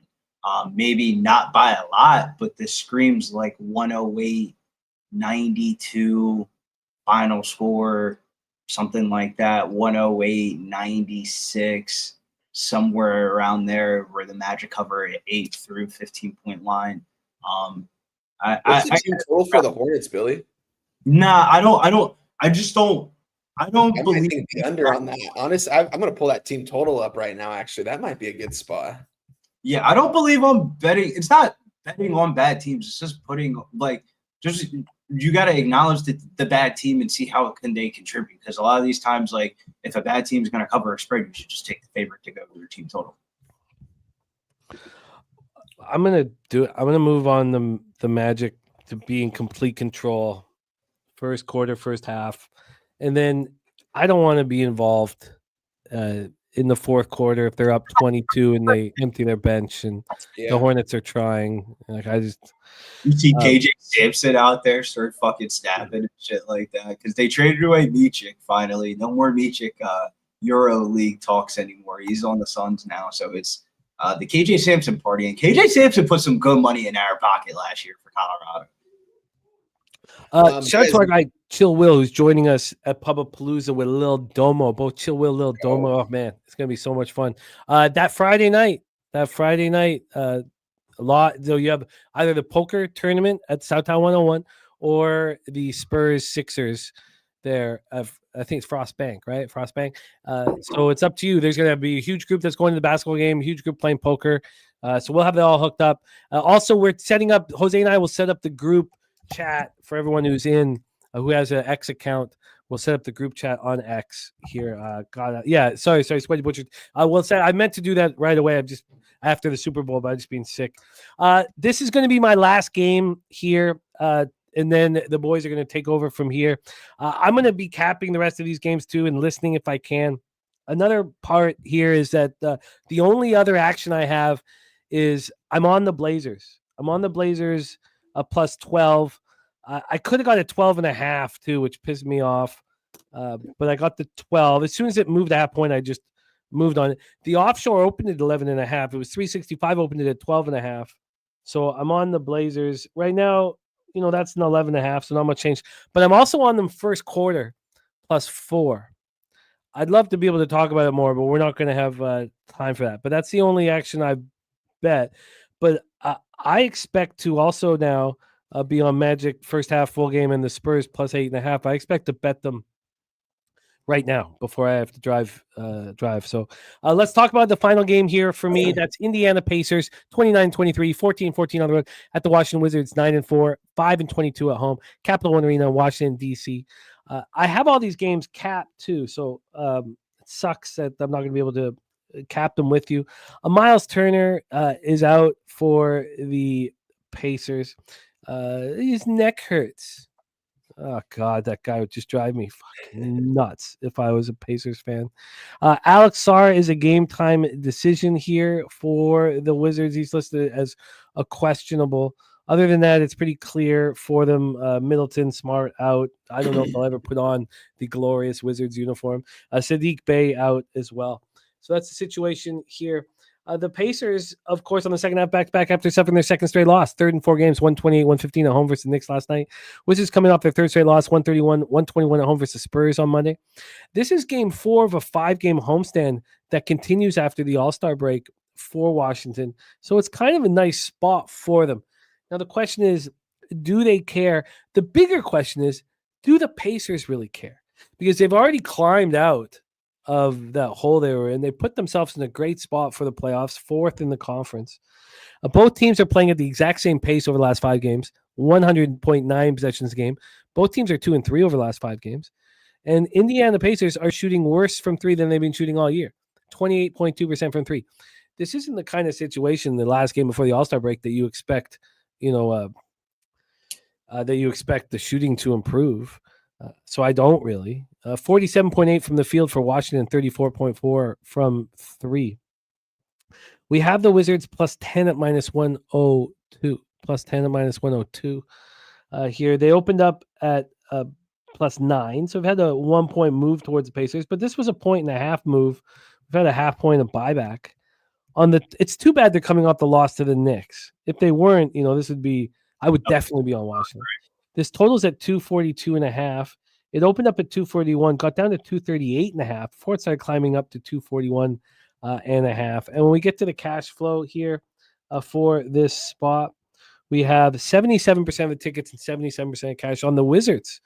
What could go wrong with the public on this home dog? 70% of the tickets, 64% cash on the over. Brizzy, take it away here. Pacers, Wizards. Yeah, the Wizards are not a team that anybody wants to back nightly. 9-44. Dropping each of their last 3 games by double digits. They're in a rest advantage spot, and it's really hard to ignore that with the Pacers. Like, the Pacers just fucking suck on these second nights of back-to-back. They've lost 4 games straight outright as road favorites on the second night of a back-to-back. 2-5 straight up in ATS with the average loss margin of minus 10.6 points per game. 1-3 straight up in their last 4 games. Damn, I don't like the Wizards, but man, this is a lot of points given the situation. The Wizards have won on their home floor 3 of their last 6 times that they played, 3-1 ATS last 4 games as an underdog at 7 or more points. The Pacers played sluggish last night. It looks like they're already ready for the break. The guys off the bench is the reason why that game was any relevant of close. The starters look like they're cruising. But I expect them to try to push the pace and try to score in this one. It's their last game before their All-Star break, and their defense is fucking definitely look like it. Giving up 119 points per game. The Wizards have picked up their scoring, 117 points per game. Both teams top 10 pace for the season, bottom 10 defense in the last 2 weeks. It's hard for me not to like the over in this game. The over is at 239.5. It opened up at 239.5. It's gone up to 242. I think the Wizards could definitely backdoor cover this line. If that means that they're backdoor covering this line, we should probably look at Pacers starters for player props. And the main one being here, Thomas Bryant, double-double, plus 145. Miles Turner should be out again for the Pacers, and Bryant in these starts has looked really good replacing him. In 4 starts, he's averaged 15.5 points, 7.8 rebounds. He's been diming it off as well while shooting 54% in just under 30 minutes average. This is a revenge spot for him too, and a great matchup against the Wizards front court. Probably going to be moving on Thomas Bryant double-double here at plus 145. Imagine if Thomas Bryant could keep his mouth shut. He'd be on the Lakers right now, and you'd have your big man if Thomas Bryant would shut the fuck up. Isn't it crazy? One shot will always have Thomas Bryant boxing out at the end of it. Wine time, Pacers, Wizards, my man. And I got to go. So Jose's on the 1s and 2s. We did see a disheveled Jose there for a second. We all have questions. Maybe he answers them today. Maybe he answers them tomorrow because he's going to be with us Thursdays and Fridays here. Jose, thank you for taking the fort. And you too, fine gentlemen, thank you for holding down the fort while I'm gone. I'll be listening. I'll rewatch. I'm going to move on those 2 spots. Magic first quarter, first half. And the Spurs plus 8.5. I'm going to add to my Blazers action. Thank you guys so much for being here. I'll be rocking with you guys tomorrow. I've just got to do it. It's not me with the medical situation, but I've got to be there just to give a calm and security. You know, that's what I bring: calm and security. Get that cash, roll that shit, light that shit, smoke it. Thank you guys for everything, and I'll be in touch. Yes, sir. Good luck, brother. One time, how are you feeling here about this Indiana Pacers Washington Wizards spots? I mean, we've been in these Wizards spots before where the numbers are looking good for us, and I kind of want to plunge on the Wizards, but man, if they're going to cover a spread, that probably means I should bet Pacers starters. Yeah, I like what you're saying about the total in this one, Billy. Now this is slowly going up to the highest total on the board, and a trend that I like to do is usually take the highest total on the board. It's usually for a good reason, especially when it's this high. I might move on this over right now. I'm going to see the best number available I can get here. Let's see here. I'm seeing 241 on Caesars Sportsbook. Damn. I got 241.5. So I'm going to move on the over in that one, I think, right here. I'm going to tweet it out right now. I think they're going to like it. This is tough. I'm not going to move on it yet. We'll see. I might end up tweeting this out later. I'm going to see where this line goes. Honestly, if it keeps going up, I might regret not taking it. But this does definitely seem like an over spot. I don't want to back the Wizards here. Public dog here, 75% of bets, like 77% of money on them right now. It's crazy. People are coming in on them. This isn't a very heavily bet game, I don't think, today, though. If I'm not, 6 points? It's actually one of the more higher better games of the day so far. More like underdogs of the early slate here. For sure, yeah. This is stay away, though. I'm going to stay away from this one, Billy. I'm going to keep clear of this one. Right. I'm right there with you. Of like, and when you cap the game, when you handicap it, you just want to bet the over. And then when you kind of deeper dive into it, you're like, maybe I shouldn't put money on the Washington Wizards game before the day before the All-Star break. But I really like that Thomas Bryant double-double at plus 145. Yeah. On that. I don't give out too many plus money player props, but that one's there for the taking there. I saw somebody in the chat. They're on his over assist for Thomas Bryant at plus 195. That could be a good spot. I believe he had 4 assists in 3 straight starts. So he's been doing a damn good job. But the next game here that we're going to be looking at here is going to be Cleveland Cavaliers against the Toronto Raptors. Toronto Raptors ripped my pockets last night. And it's kind of one of those spots. Like, obviously, Vegas is going to get a good price tag here on the Cleveland Cavaliers. But do you think Toronto's worth the big number spread here? I believe this is the biggest dog of the whole entire card when it comes to spread-wise. It's hard to really cap this one because I don't know who's in, who's out for the Raptors after playing last night's game against Philadelphia. But how do you feel about this one? Yeah, that's crazy. They end up winning the game as a plus 11 dog in that one against Philly. I don't know if they're going to bring it like that today. I think this is high total for a high spread for a reason, especially being in Toronto. I mean, we're seeing 13.5 points right now. Looking at the injury report right now, is RJ Barrett played in this one, Billy? Do you know? Looks like he's playing. I don't think RJ Barrett or Brandon Ingram are both going to play for this one. I'm right there with you, bro. This looks like a Toronto flat spot. Yeah, I'm not going to lay the wood here with Cleveland, although I do think they can name their number against them. I mean, we're seeing this open up at what, a 12.5. It's a 13.5. All the bets and money's coming in on them, but obviously the books moved it up a point for a reason. Maybe because you did say maybe Barrett's not going to play in this one. I don't see Ingram playing in this one 100%. I don't see him playing. Maybe Barrett does, but maybe they rest him because he's dealing with that concussion. Maybe they give him the weekend, All-Star weekend, to rest up, get some recovery. He didn't play last night, right? No, I don't think he's going to play before the break. Like, wouldn't make sense to. The Raptors aren't trying to make the playoffs right now. I mean, yeah, they had a nice run. I like the young core they have, but they also don't want a lawsuit on their hands playing this guy with a concussion, before getting a week off. You know what I'm saying? So I'm going to stay away from this one too, Billy. Definitely think Cleveland could probably name their number here, maybe win this game by 25, 30 points. And we're looking at ourselves like, damn, that was, didn't even have to watch that game. It was just watch the cash come in. But I'm going to stay away from this one. It's actually interesting. This total's coming down a little bit. We haven't seen a lot of these totals come down too much.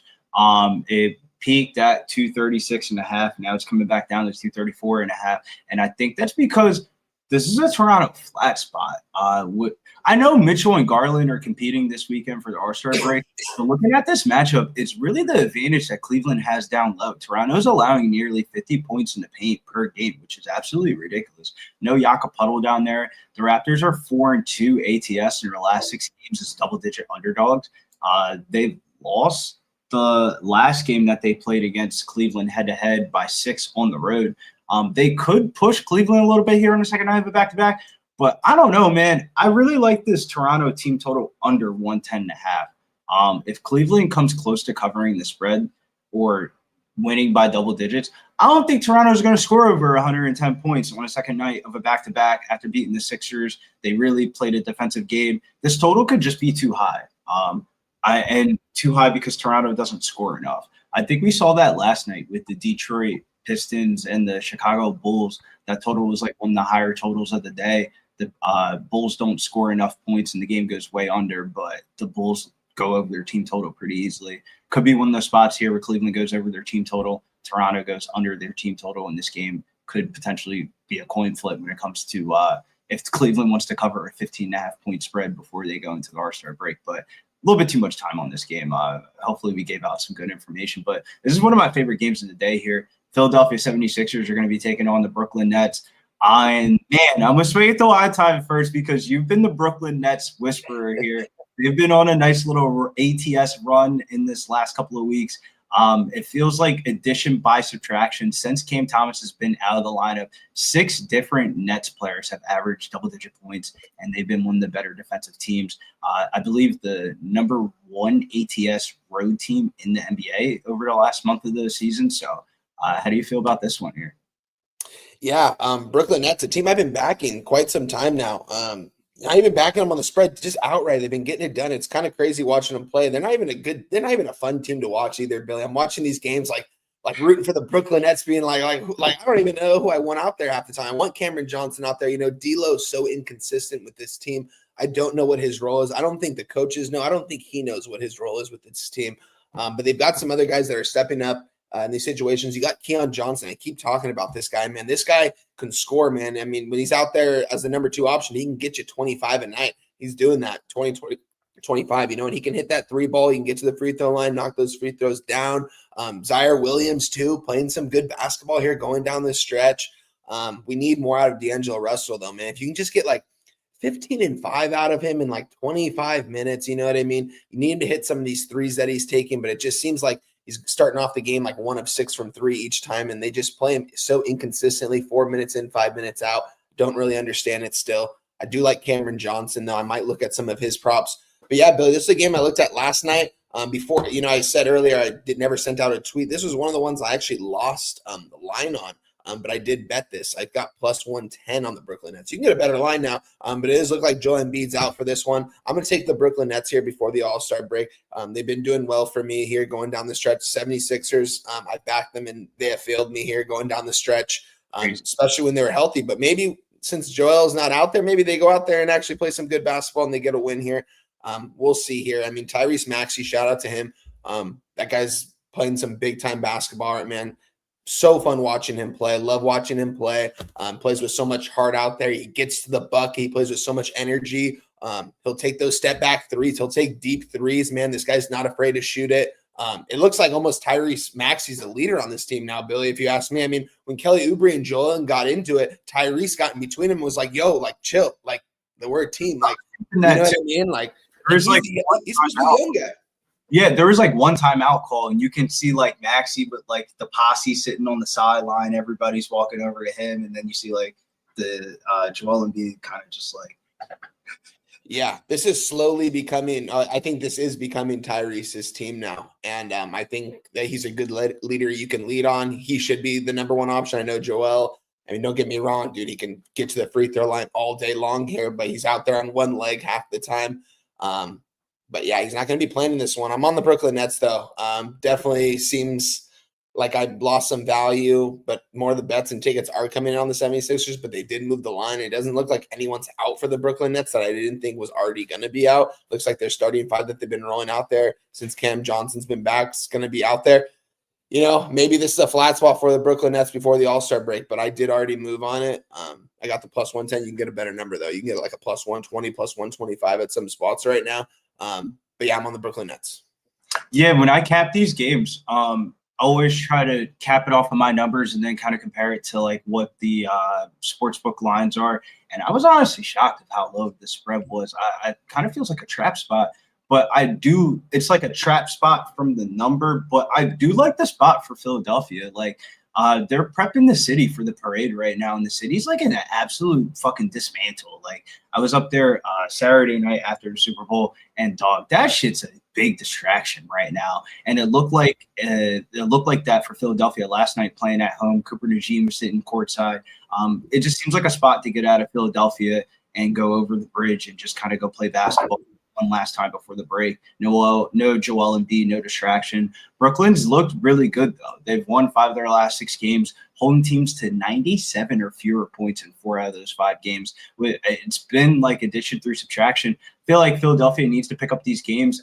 Like last night, those are games you can't afford to lose heading down into the All-Star break, and it's kind of the same spot tonight. I'm just going to walk away with a player prop in this one. Tyrese Maxey looked like dog shit last night. Absolute abysmal performance. Shot 1 for 9 from the field. The betting community was absolutely pissed off at halftime when Maxey only shot the ball twice heading into the half.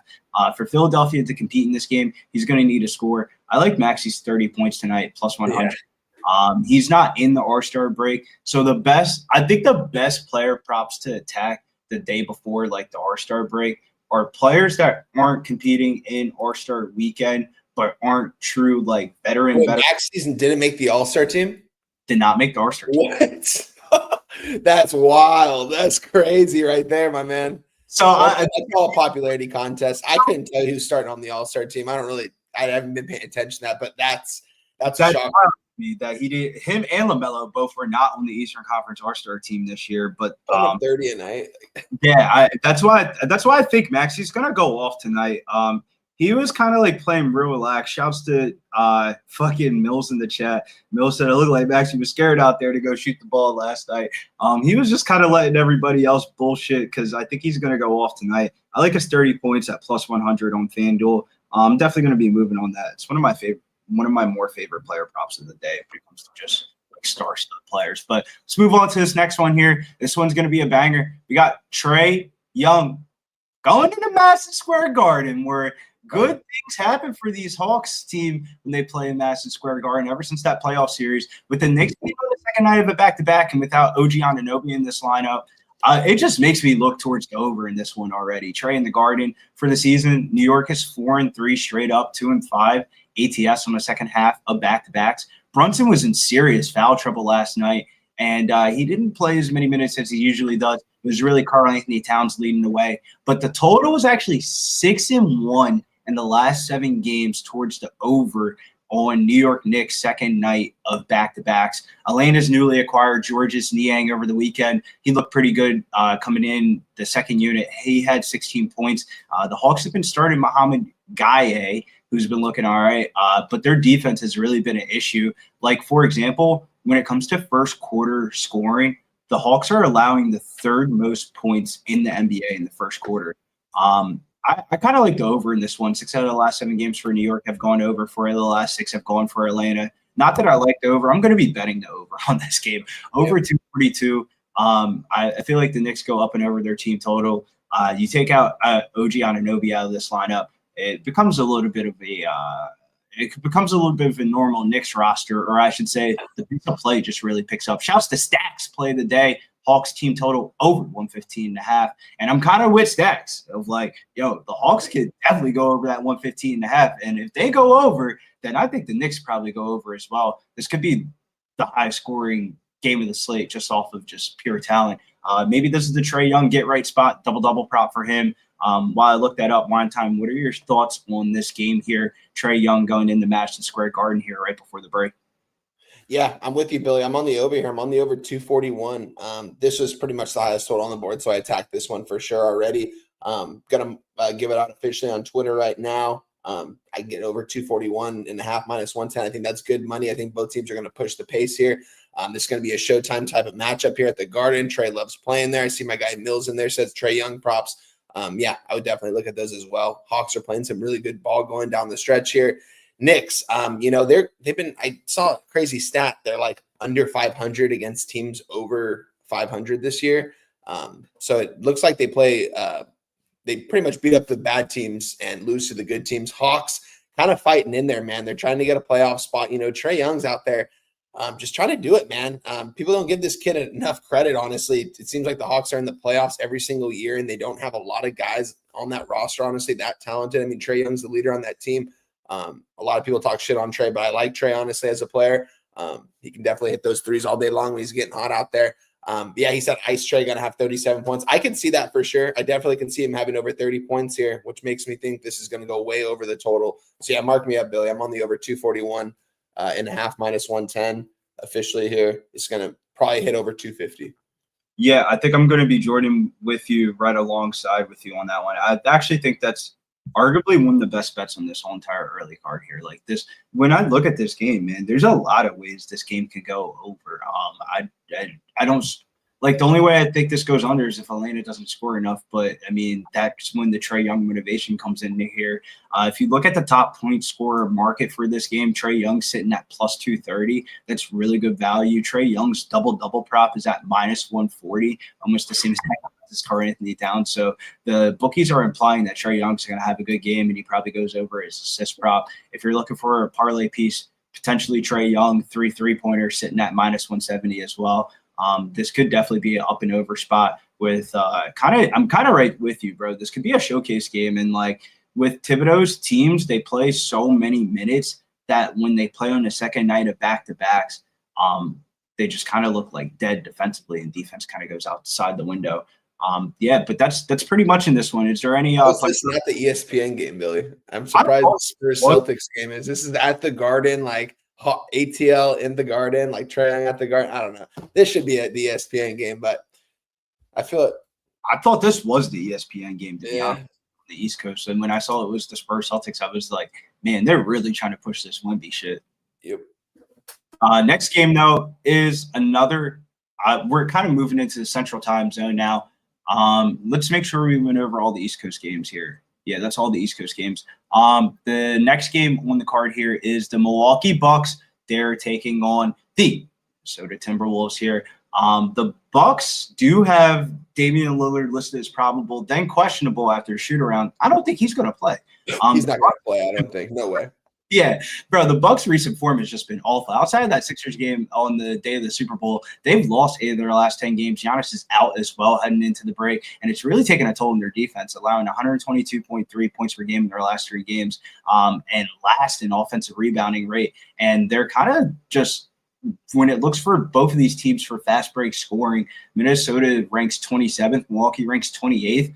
This should be a good matchup for Minnesota to kind of pull out a win heading into the break. And I think this goes under the total of 225.5 here. I like Minnesota minus the 6. I guess Minnesota team total over in theory because of how bad Milwaukee's defenses look, but it really could just be the Anthony Edwards show. He's the first player in franchise history to have 3 straight 40-plus point games. His point prop is at 30. You can get like 30 damn near at even odds. I mean, I think this is a Anthony Edwards keeps on shitting on everybody going into the All-Star break, and Minnesota potentially covers the spread. but it's always hard betting Minnesota in these home favorite roll spots. That's why I kind of want to go team total. 30-plus points for Anthony Edwards sitting at minus 150, if that gives you any insight of what Vegas thinks he's going to do tonight. Yeah, Billy, I think I found my parlay piece with Team USA tomorrow in hockey. I think I'm going to take the Timberwolves tonight on the money line with a minus 300. I'm not going to lay the 8 here, though. It's all the way up to an 8, which implies I think Damian Lillard is not going to play in this one. He shouldn't play in this one. Yeah, the Bucks playing some really inconsistent basketball. I don't know if anyone actually watched that game against Philadelphia. They were shooting the lights out in that one, just miracle basketball. I watched that. I was on the Sixers in that one. It's just miracle basketball by the Bucks there in that spot. I think the Timberwolves are going to take it to them here. I'm not going to lay the 8 points, though, because like you said, at home in these spots, I don't like laying almost double digits with the Timberwolves in general. I just don't trust them. I do think they're going to win this game. I might parlay piece it with something, but nothing official. Nah, bro, you're definitely right. I'm going to write that down right now. Of the 2 moves on this game are going to be, if you're looking for a straight bet, Minnesota team total over 114.5. And Weinstein's definitely right. Minnesota probably wins this game outright, but they probably cover. They might not.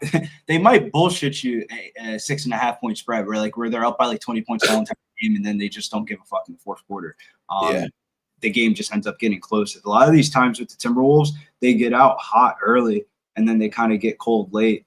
I'm gonna write that down. Timberwolves money line parlay. And that could be a good potential parlay spot with one of those NCAA games on the card or something like that. I'm right there with you, like lockstep. That's why I kind of like the team total over 114.5. Of like, I think Minnesota probably scores about 116, 118 points. Naz Reid is in a really good spot tonight as well. Where's it at? Naz Reid. This is actually a pretty crazy stat. The Bucks have allowed the 5th most 3-point attempts. In home games, Naz Reid is shooting 45%. He shot 1 for 6 in his last game. Without Giannis out there, the Bucks have the worst paint defense over the last 30 days. So that's a very small sample size, but basically the Bucks are getting fried down low. And Naz Reid should have a really good game in this one. I could see Reid having a game in this one, honestly, as well. Yeah, that might be the move. Go Naz Reid, props instead of Anthony Edwards. Anthony Edwards, bro, 30-plus points, minus 150. Like, they ain't a guarantee. 30-plus points. Shit, they're about the ladder to 40 here. But let's move on to the next one. I feel like I did miss a game, and it was the Oklahoma City Thunder Miami Heat game.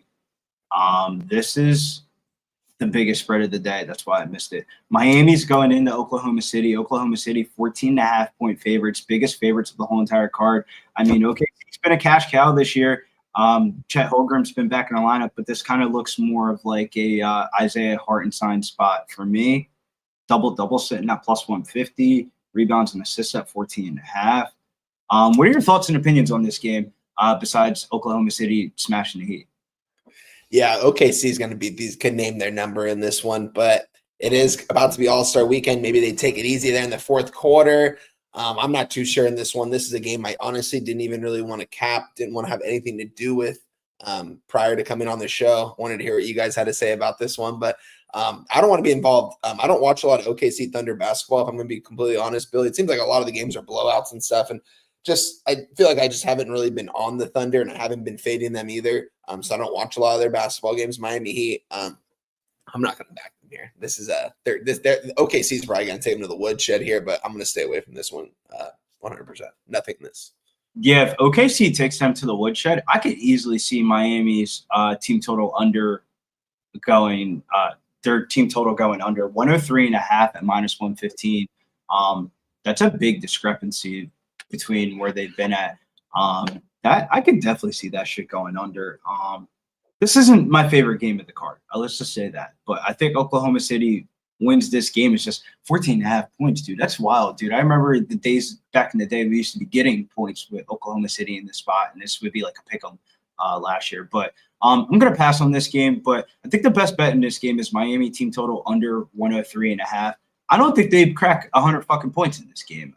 What makes me seeing anything out of the Heat in the last week that makes me think that they're going to crack 100 points in this spot? I feel like I've been picking a lot of favorites on this card, though, so I got to make sure I really dial in on which ones I actually want to bet on, though. Detroit versus Chicago. This could be – why is the spread 6? This was one of the biggest blowouts I've ever seen in NBA basketball history last night. Do you think the Bulls have enough energy, or not even enough energy, enough fight, enough will in their heart to bounce back like they did in the second half? The second half of this game wasn't really that bad. I mean, they're down by 42 points at halftime and they lost the game by 40. So when you put in that hindsight, the second half wasn't that bad. But, man, I don't know what's up with the Chicago Bulls. They're one of those teams, they got back their first-round pick. And this could be tank season for the Bulls. Yeah, it is, 100%. This team is done. Billy Donovan will be done by the end of the season. Trading away LaVine. I know a lot of the Chicago people didn't really like Zach LaVine, but now that he's out of time, you got Vucevic down low. That's your number one option. You got Kobe White as well. Don't get me wrong, Kobe White's a good basketball player, but you don't want him being your number one or your number two option. You got Giddey down low. I've never liked watching Josh Giddey play basketball. Don't get me wrong, he can be a walking double-double, but don't like the style of basketball he really plays and what he brings. But yeah, this seems like, I don't know, this is a weird one because we just saw Chicago Bulls lose by 40 points like last night to the same basketball team. You mentioned 42 points at half, just unexplainable, just unreal, honestly. This does seem like a weird spot, but I mean, this line opened up weird enough at a 3.5, 4, and it's going up to a 6, 94% of bets, 94% of cash coming in on Detroit for a good reason. I think that's what's moving this line up a little bit. I'm going to stay away from this one, Billy. I've liked taking the Bulls in situations this season when they had LaVine, honestly. In certain spots, this isn't a spot I want to take them in. Don't get me wrong, they could maybe get this game, get them outright. Maybe Detroit's sleeping a little bit here before the All-Star break, but Detroit's heading in the right direction going towards the second half of the season. I expect to see Detroit basketball being in the playoffs this season, whether it's the play-in or even like the 6th seed, maybe sliding in there somehow, playing good ball down the stretch. Cade Cunningham, man, this guy he's so good, man. I remember watching him at OK State in the tournament that year, man, and just seeing him just take on everyone, go one-on-one down the court, just make jumper after jumper, three-point shot, get to the free throw line, do it all, man. This guy, he's a good talent in this league. This guy's going to be regarded as one of the better players in basketball in the next year or two. If you ask me, he can do it all. I'm not going to take anything in this spot, though.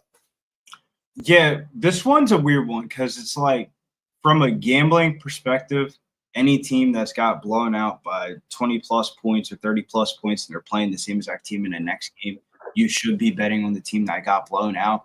But I will say, just in the NBA and the NCAA, the same exact, revenge angle spots and, team – in college basketball, I've been peeping this a lot of, team that lost the first matchup, you bet them in the second one, especially in those lower level conferences. For sure. I don't know, man. These spots have not been hitting like they used to be in past years. This doesn't seem like the spot either. You look at the Bulls starting 5, Billy. I mean, this is just I don't even know who this Buzz Ellis guy is. I mean, I've never even heard of this guy. You know what I mean? You got Kobe White, Josh Giddey, and Vucevic.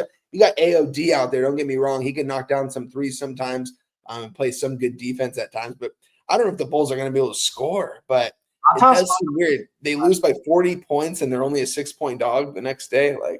This does scream like the Vegas trap of trash. Yeah, I don't know. And 94% of tickets and cash on Detroit. If anyone's out there, man, maybe if you're going to take the Bulls, just take them on the money line. Don't take them plus 6.5. Just take them on the money line. Maybe they get it done. I think they either win this game or they lose by 10 to 20 points, Yeah, both teams are actually 2-7 straight up on the second night of back-to-backs. The Bulls' offense has dropped. Since the LaVine trade, they've gone from 9th in three-point percentage to 17th in three-point percentage over their last 7 games. And that's really the reason why they're starting to get blown out in these spots. In last night's game, they only shot 10 for 47 in three-point attempts. That's wild. After Chicago got their first-round pick, could be a tank season. If you think Chicago's going to bounce back, I'll tell you to bet the over 236.5 I don't think the Bulls score. I don't think the Pistons score 132 points again, but they can definitely go about 120, 121. And if the Bulls are going to bounce back in this one, dude, they're going to have to crack 100 and something points. Probably like that 108 to about 116 range is where you're going to need the Bulls to score. I think this goes up and over the total here of 236.5. That would be my angle. I think the Bulls could cover the spread. I think this could be a trap spot. But if I'm playing into the trap spot, I'm going to be more safe and take the over and not have the Bulls get beat by fucking 8 points and me not cover 6.5 spread and be pissed off all night. Next game, though, is going to be Sacramento taking a trip into good old New Orleans, where the Super Bowl was at this past weekend. This is another game where I think the side doesn't present too much value here. The Pelicans haven't won a game since January the 20th. They're 21-31-1 ATS this season. This is the last one before they're breaking from their home fans. Do you think the Pelicans put in a good performance? This seems like a trappy spot here with a 4.5 spread for the Pelicans. I really like the over in this game before we swing it over to wine time. Yeah, we're seeing it go up to a 5.5 now at some spots from what I'm looking at here. High total, most likely for a reason here. I mean, you got guys that aren't going to play defense on either ends of the court here. Levine, man, he struggled in that last game against Dallas Mavericks, man, just struggled. Went out there in the first half, looked pretty good, and he just couldn't find a shot in the second half. DeRozan, man, just doing it all, guys. I don't know if, I'm a DeRozan guy. I liked watching him in Toronto all those years. I like him, his little ISO work out there, and it was working yesterday, man. And he was pulling up from three, making those shots look easy, man. Just playing fucking street ball out there, man. That's what he does out there. He's a gamer and he's a winner. Don't get me wrong. Made that bonehead mistake to get him into overtime. I don't think they needed to get a shot off, and he took a shot with 7 seconds left. Didn't really make a lot of sense to me. But with that being said, they still got it done. I was on the Kings in that spot. They won by 1 point, barely, but should have been a lot easier. Pelicans, when they're healthy, I've talked about this team quite a bit, man. It looks like they've got a decent team with McCollum, Zion Williams, and Trey Murphy. I mean, those three guys right there, all averaging over 20 points. They just lost Brandon Ingram, another guy that can give you 20. But this team's just been hurt all season long, and when they're playing together, it doesn't seem like they play together well at all. They just can't seem to get anything together here. Kings need this game, though, man. Kings made that trade for a reason. The Kings are really trying to make the playoffs. The Spurs are still looking out. The Kings are pretty much right there at the play-in tournament. They can start turning it on here with the team they have. They've got a good team. They've got Levine. They've got DeRozan. They've got Sabonis. They got Big Val down low, too. They need to use them a little bit better, I think, here.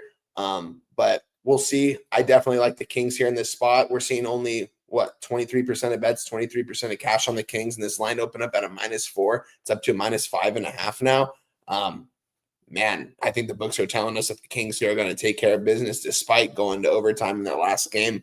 What was it, on Monday? Yeah, Monday. Just seems like the Pelicans aren't really playing for much despite that they have talent on their roster.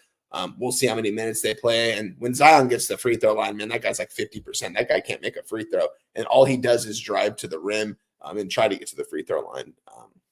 I like the over in this game, but we just got this injury news report that Zion's questionable. I don't think he's Billy, that makes a lot of sense why this line.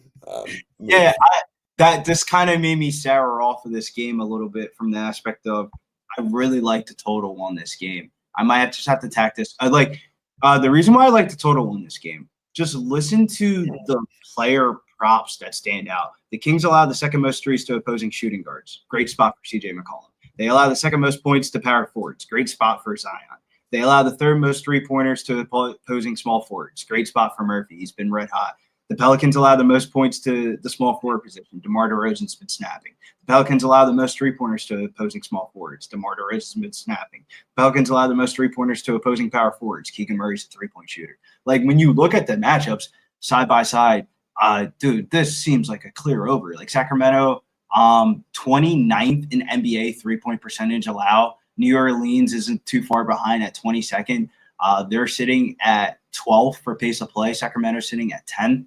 The over is written all over it, but I'm going to have to wait for the Zion news. The Pelicans are giving up 129.4. Yes, 129.4 points per game in their last 5 games, and Sacramento is giving up 117 points per game in their last 4 games. So when it comes to the spread, I think Sacramento wins and covers the spread, but I really think there's going to be a lot of points scored in this game. It could just be a player prop angle, though.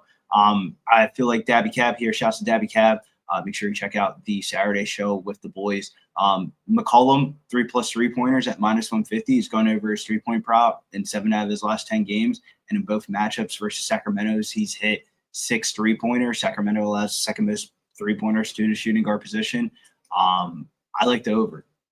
But the Woo Raza, what I'm saying is I think the over still hits, even if Zion plays or not. It's just you probably get a better price tag on the over if Zion gets taken out the lineup. This probably goes down to like 235.5 instead of where it's sitting at right now. The more and more that I think about this, though, Sacramento team total over should hit. Over on the full game should hit. Pelicans player props if you like the Pelicans to cover in this spot, because their usage is very narrowed down to like CJ McCollum starters right now. So it's like, if you like the Pelicans, I would just venture into their player prop overs here. There's a lot to still be had in this game with that Zion injury news being questionable now. If you like Sacramento, I would take it now.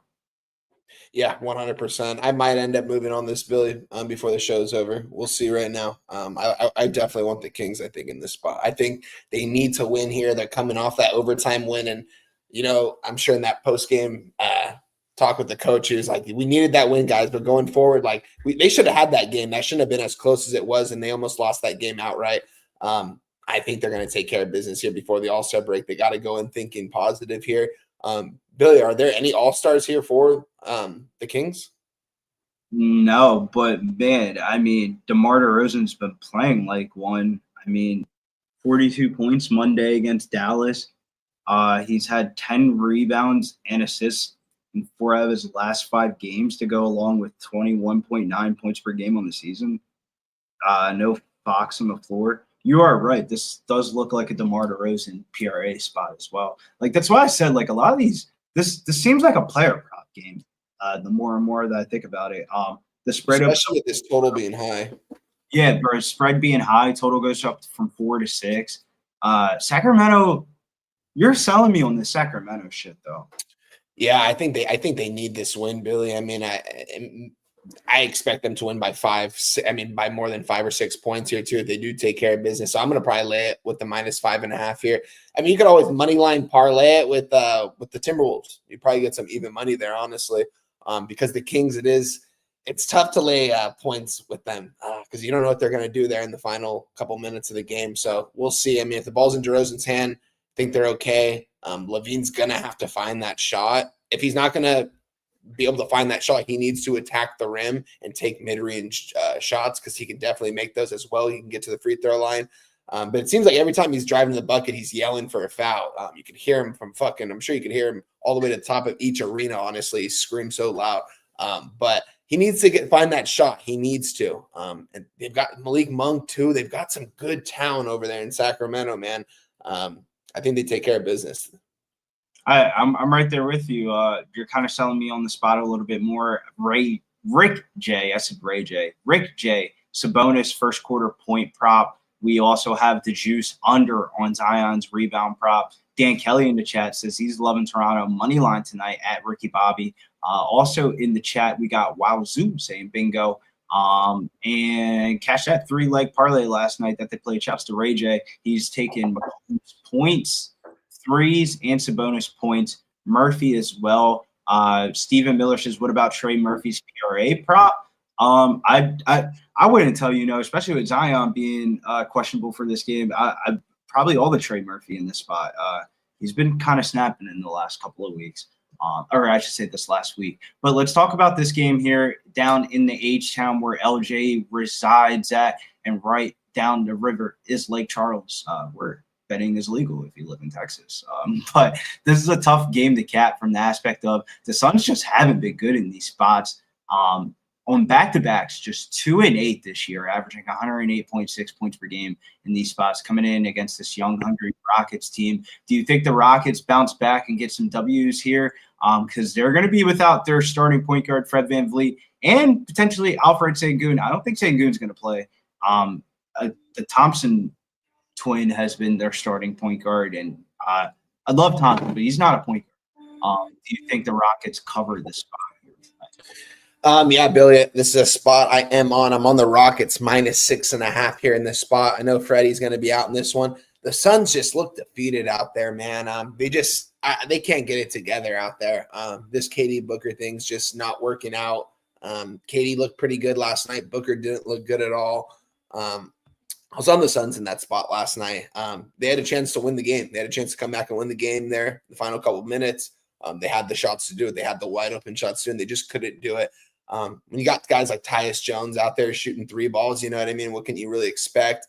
I'm not a fan of this Phoenix team by any means. Bull has been stepping up, drained a couple threes last night. He was cleaning up the boards. But it's ultimately seems like they don't really have a big man. It seemed like Memphis was getting so many offensive rebounds yesterday. That's what ultimately won them the game, just getting those second and even third chance opportunities. Suns look tired. They look like they're out of gas. I mean, is this team out of the playoff run? By no means, no. They've got the talent to come back here the second half. They're going to need some rest over the All-Star break. Devin Booker's not an All-Star, if I'm not mistaken. So he's going to have some time off. And yeah, I mean, I expect Rockets to take care of business here. We're seeing, I mean, Billy, 11% of bets, 11% of money right here. The line opened up at 6 last night. I had it at 6. I'm going to give it out at 6 now because I never officially tweeted it out. Everyone's hammering Phoenix here. Being an underdog here, coming off that close loss yesterday, it just seems like that's a team that I don't look at the Suns as a team that has heart. You know what I mean? When it comes down to it, don't get me wrong. They got some guys that can put the ball in the hoop and they can win some big time games when they want. But I think they're looking forward to some time off here. Give me the Rockets -6.5, -110 in the spot. Love the Rockets. Yeah, it feels weird when it comes to like the full game spread. Since that win versus the Celtics on January the 27th, the Rockets have gone 2-6, averaging 105.6 points per game. But they are 8-1 ATS off of 2 days off. So that tells me they're about to come out in the start of this game and probably puts like I think they have a good start to this game. I'm on EV Analytics right now. Look up the first half spread for the Rockets this season. It's not as much of a cash cow as it was in the beginning of the season, but where I'm getting at towards is, yeah, they're 31-22 in the first half this year, and the Suns are 26-27. Let's look at last 10 Rockets 5-5. Let's look at home. Yeah, I think the Rockets are going to cover the first half of this game. I'm about to put that down now. Houston Rockets -3.5 first half. I think the Rockets get off to on the Rockets in different ways. Let's go. Yeah, I think you're right. I think the Rockets are going to get off to a good start. Of like, if the Suns do compete in this game, it's probably late in the game, not early in this one. The Rockets have been kind of getting off to some slower starts, but that last game that they played at home, like they only scored 18 points in the first quarter. Their last 2 games before the road, in their road trip, they got smacked in the first quarter, 33-20. In the Minnesota game, they got, not smacked in the first quarter, but it was 33-32.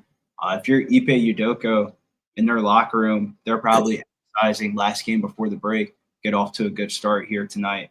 Or not last game before the break. They play tomorrow. This is the first night of a back-to-back. They play at home again against Golden State tomorrow. And usually in those spots when teams play on back-to-backs, I like to attack in the first half of the first game that they play in. I really am liking this Rockets first half -3.5. They have not been an ATS cash cow in the first half like they used to be, but I think that's creating a value spot because like the spread keeps on going up, and Vegas is telling you that the Rockets are probably going to play good in this one. I like the under 223.5 when it comes towards the total. I know when you see these two teams play, you're kind of want to go over, but I think this is an under. Like you take out Alfred Sengun out of the lineup, like some of those lineups that the Rockets are running out are like just super small ball, and super small ball doesn't always equate to a bunch of points scored. And the Suns are kind of like isolation basketball, which kind of leads towards under. But I like the Rockets first half the most in this one. I don't want to repeat that again. But next game here, Los Angeles Lakers taking on the Utah Jazz. And I'm right there with you one time. I was excited to see the Los Angeles Lakers on Monday night. And, man, Luka Doncic looked as advertised, didn't have that great of a game. But the aura, the vibe, the energy screams like winning Los Angeles Lakers basketball that hasn't felt like that presence in the arena. Like it feels like before it was kind of just like showtime. Everybody shows up. ESPN's here. No, this team looks like they're wanting to win basketball games, and they've been winning basketball games. 9-1-1 ATS in their last 11 games. Probably the hottest team in the NBA, and they have a lot of momentum heading into the break. Do you think that the Lakers could get this cover here again? They were favored by 12 points and looked really good in that game, and now the spread's at 8.5 here. Do you think the change of locations is moving the needle? Yeah, this is a tough spot, Billy. I mean, I watched this game. Luka didn't play the fourth quarter. He didn't need to. Yeah, like you say, I mean, it's not even like Luka like went out there and had like a great game, but it was just the vibe and just the feeling of just everything about the game. It was just like I had goosebumps on my arms. Like I haven't felt like that in so long. Even with Anthony Davis, like remember, I loved Anthony Davis. Loved watching him play as a Laker. Loved what he did. Loved that they won a championship and all, but just something felt different. And I think going forward, that's the feeling we're going to get. A lot of my friends around here haven't really been into basketball as much, I could say, over the last couple of years. And everyone's just saying, like, dude, I watched the Laker game. Like, I'm excited for Lakers basketball. Like, everyone's stoked out here for this. And it's going to be something to look forward to going down the stretch, especially the way the Lakers are playing right now. It's funny, as a Lakers fan, I could actually talk highly on them. I usually try to fade them in spots, but it's hard to fade these guys, man. I mean, Austin Reeves, when he's out there by himself, he's going to score 45 points. Like, what the fuck? Like, this guy's crazy out there, man. He's playing some big-time basketball, draining threes. Looks like a veteran out there, man. He's really developed as a really good ball player. Signing as an undrafted free agent, didn't even get drafted in the draft. Now he's pretty much the third option there for the Lakers. You add Luka to the mix. LeBron just wants him to be himself out there. They're going to mesh. This here, though, this seems a little, I don't know, Billy. I was texting Jimmy last night. I said, I want to take the Jazz here at +8. The line in the last game was, 13.5, I think. They took care of business, and now all of a sudden it's at 8.5 after they beat them by, 18 points. And that was only because the Lakers took their starters out the last 5 minutes of the game. Jazz were able to, I think, cover the second half in that game, which was absolutely wild. They had no business covering it. Yeah, it's pretty crazy. So don't get me wrong, Jazz could show up to play here. They missed guys. I mean, if you watch that game, it was like the Wizards. When I went to that Wizards game, how many shots they missed at the rim, how many wide open threes they missed was just like unacceptable for an NBA team, despite being one of the worst teams in the NBA. You shouldn't be that bad. With that being said, they didn't cover the spread. But they played a pretty horrible game, and I think they're going to want to play a little bit better here. Man, I don't know. I think I'm going to wait and see if I can get a 9 in this one, Billy. And if I can get a 9, I'm definitely going to take the Jazz in this spot. I'm not going to take the Lakers here. They're playing too good a basketball right now, and they're due for a loss, I guess I could say. I'm not used to seeing them win this at this kind of rate, and I think that it might be time for them to maybe slow it down. Maybe they don't lose this game, but I think not beat a team by 20 points from what it seems like. They've just been smacking these teams, and now we're getting one of the best team that's playing the best basketball in all the NBA against one of the worst teams in the NBA. It's not even a double-digit spread.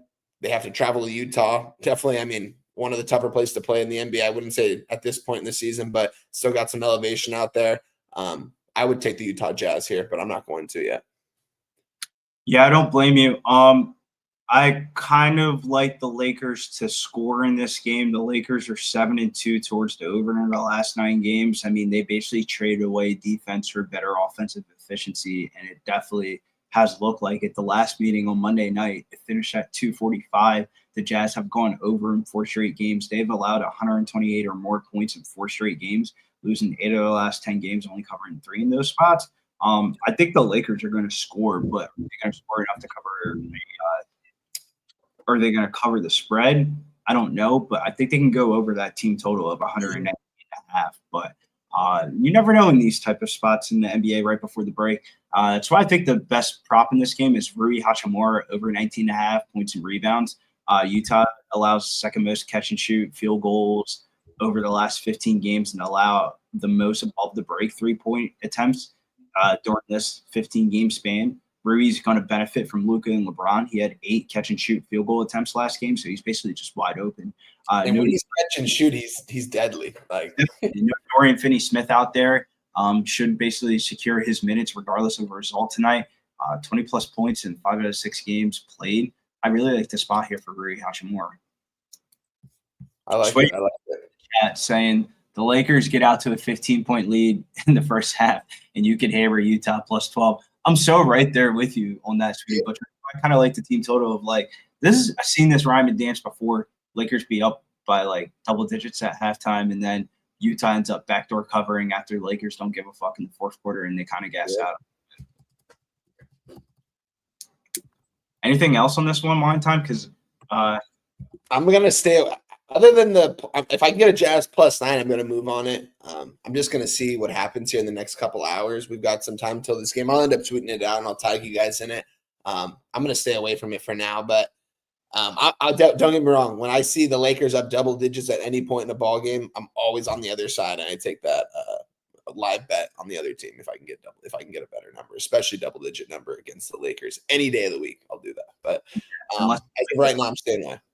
Unless it's like the fucking Wizards. There was something about that game, dude. The game that you went to, it was like at the end of the first quarter, I knew about the dude, just bad basketball. Just like these, like they don't belong in the NBA. Like it's crazy. That will never leave your head. But the next one here is Portland taking on the Denver Nuggets. This is actually a home and home stand, kind of similar how they do in baseball. They're kind of doing that in the NBA. Shocked that they don't do this more often, actually, with the travel scenarios. But I guess when you're in the NBA and you have that kind of money to flaunt and all that, travels and flights don't matter. But total here sitting at 233 here. A little bit of injury news report on this one, as I believe somebody is out, because I remember when I looked at the daily fantasy stuff, Julian Swalder and Christian Braun look like some of the best value plays of the whole entire slate. And if that's the case, that means somebody must be out here for the Denver. Like Porter's questionable. Yeah, I don't think Porter's going to play. Like, when the fuck do I open up the like Saber Sim and like Julian Swalder and Christian Braun are like the top value plays of the slate? That told me that Portland's probably going to be live to cover here of this game. And it's probably a first half cover, not a full game cover. Denver starts off slow and sometimes in these spots. But what are your thoughts and opinions here? I didn't have too much on this game. Yeah, nothing for me in this spot, Bill. I know my guy Jim, he touched on it before he left. He's on the Blazers first quarter and full game. I believe he got a plus 12 with the Blazers. Definitely like that spot. I mean, the Blazers have just been so good to people that have been backing them over the last couple of weeks. Is this a spot? I mean, being a double-digit underdog, playing this good of basketball going down this stretch. I mean, they have lost 2 games in a row, don't get me wrong, so maybe that has something to do with it. But Portland's fighting, man. They've got a decent team down there. We're only seeing 14% of the bets, 10% of the money coming in on them. The line moved a half point towards them. Maybe this is a good spot to back the Portland Trailblazers. They get a backdoor cover. That'd be the only side I would lean in this one, Billy. But I'm going to end up probably staying away from this one in general. I don't like anything in this game. I think there could be a lot of points scored in this game. Looking at the Blazers injury news report, Robert Williams is probably going to be out. DeAndre Ayton's out. So you're going to have Donovan Clingan guarding fucking Nikolai Jokic. That's the part that I can't get behind Portland on. Of like, I think Portland can go over their team total of 110. That seems very modest for the way that they've been playing. But, dude, Donovan Clingan guarding Nikolai Jokic just seems like a quick 3-4 fouls. I just don't know how that matchup is going to stick, because, like, I wanted to take Donovan Clingan props because his player prop tonight, 9.5 rebounds, is juiced towards the under -142. And then his point prop is 8.5. Like, a sneaky one could be a Clingan double-double, but the more and more I thought about it, I was like, damn, dude, he might get in, like, early foul trouble in this one. And if the Blazers don't have enough front court bodies, then I don't know if they're going to be able to compete. Honestly, man, it's just 11.5. They could get blown out by double digits and still cover a spread. So I would lean towards the Portland. Let me check the current number on this. Portland team total over 109. Where's that at? 109.5. Portland team total over 109.5 is sitting at -126. If you're going to attack this game, I would either tail Jimmy or just bet the team. Like a lot of the times for a team to cover a spread, bro, or to come – so a dog to cover a spread, they're going to go over your team total prior to the cover of the spread. For a favorite, it's more of the underdog pushing the favorite where they're like a double-digit favorite. You see this a lot with the Thunder. You can only bet their team total over because half the time they're fucking 12.5-point favorites in every game. So it's like you can only go team total over with them. So it kind of feels like one of those spots where I think Portland goes over that team total in this one. Next game, though, Golden State Warriors taking on the Dallas Mavericks. It seems like a somewhat deflated feeling and vibes in Dallas after AD going down, and the fan base has completely went south, turned on the front office. The fans are not fans of anything that the front office is doing right now. And the reason why I bring that up, it's got to be tough for the players to play under that type of pressure night in and night out when you know that the fans really don't want to see you on the court. It kind of feels like Dallas really needs this All-Star break just to kind of clear out some things in the air and let some other news, storylines and stuff like that in sports. I think this is a good spot for the Warriors offense. They should be able to score in this one. I don't like betting the Warriors to cover shit in the NBA, but Dallas has changed their pace of play since the Luka Doncic trade and no Daniel Gafford out there. I got to look this one up when I swing this over to you, but first look at this. I really like the Golden State team total. Yeah, no, I want the Warriors in this spot, Billy. I mean, my question is, why aren't the Dallas Mavericks starting Max Christie yet? Not sure. I mean, that guy's playing good basketball ever since getting traded over. He's playing good basketball with the Lakers. I mean, the Lakers inserted him in the starting lineup to get his trade value up. And look what happened. You know, they got him over to Dallas, and he's balling over there. I mean, when he's open from three, he's money in the bank, man. He's a really good defender. He can knock down his free throws. Kid just seems like he's pretty much locked in, too. It doesn't seem like he's got a lot of bullshit going on the side. It seems like he's very much about basketball. He learned from LeBron. He's looking like he's playing some good ball right now. But yeah, that was fun watching Anthony Davis play in that first game. Seemed like Pelicans Anthony Davis, man. I hadn't seen anything like that. Seemed like just full effort at all times. But, I mean, that's what happens usually when he gets hurt, and we saw that happen in the first game. You know, was he 100% healthy going into that game? I'm not really sure because he had a lower body injury going into that. But I'm not sure about that. But I think this is a Warriors spot. I think this is smashing, grabbing. Buddy Hield has been shooting the ball a lot better since Jimmy's been coming over as well. Jimmy Butler, you know, we're going to see – I don't know if we're going to see a lot of scoring out of him, but he's definitely going to give the ball to his playmakers, to his shooters like Steph and to Buddy Hield. We know Steph's going to make him down. Buddy Hield's just such a question mark out there at times, but I definitely like him when he's wide open from three. Seems like a Warriors spot here, being a 6.5-point favorite. Mavericks, yeah, like you said, the fan base just seems like they're kind of off this team right now. Warriors definitely heading in the right direction, feeling better about themselves since they've got Jimmy Butler. But I'm going to stay away from this one as of right now. Warriors, another good money line parlay piece potentially in this one. But I would honestly even say just lay the -6.5. They're probably going to win this game by 10+ points here. Yeah. I forgot. This is an ESPN game. And, man, the NBA can't afford to have not that they can really predict it. They could really give two shits less about it. But they don't want crazy blowouts on the NBA primetime games. Like sometimes you see some of these games and somebody would be getting blown out the whole entire game, and then they just come back in the fourth quarter. And I guess it's for views, but I really like this Klay Thompson 3-point prop tonight. Klay Thompson revenge game on ESPN, over 2.5 threes. He's gone over in both games against his former team this year, 6 and 7 on 12 and 11 attempts. I think this could be the light-skinned Splash Brother parlay here of Stephen Curry 3 threes, Klay Thompson 3 threes. I'm going to write that down as a player prop parlay. Kind of just to have a little bit of fun here on an ESPN game. I don't really care that it's on ESPN, but sometimes you think you don't care until that game's going to be on your television at the end of the night here, and they're going to make a little something about the Klay and Curry situation here. I think both of these boys score 3 3-pointers. If you wanted to take Clay's 3-point prop straight at 3 3-pointers at minus 150, you can. But I'm going to eliminate the juice a little bit and bet that as soon as the show's over. Curry, Klay Thompson both to score 3 3-pointers at minus 119. You know it's good on FanDuel.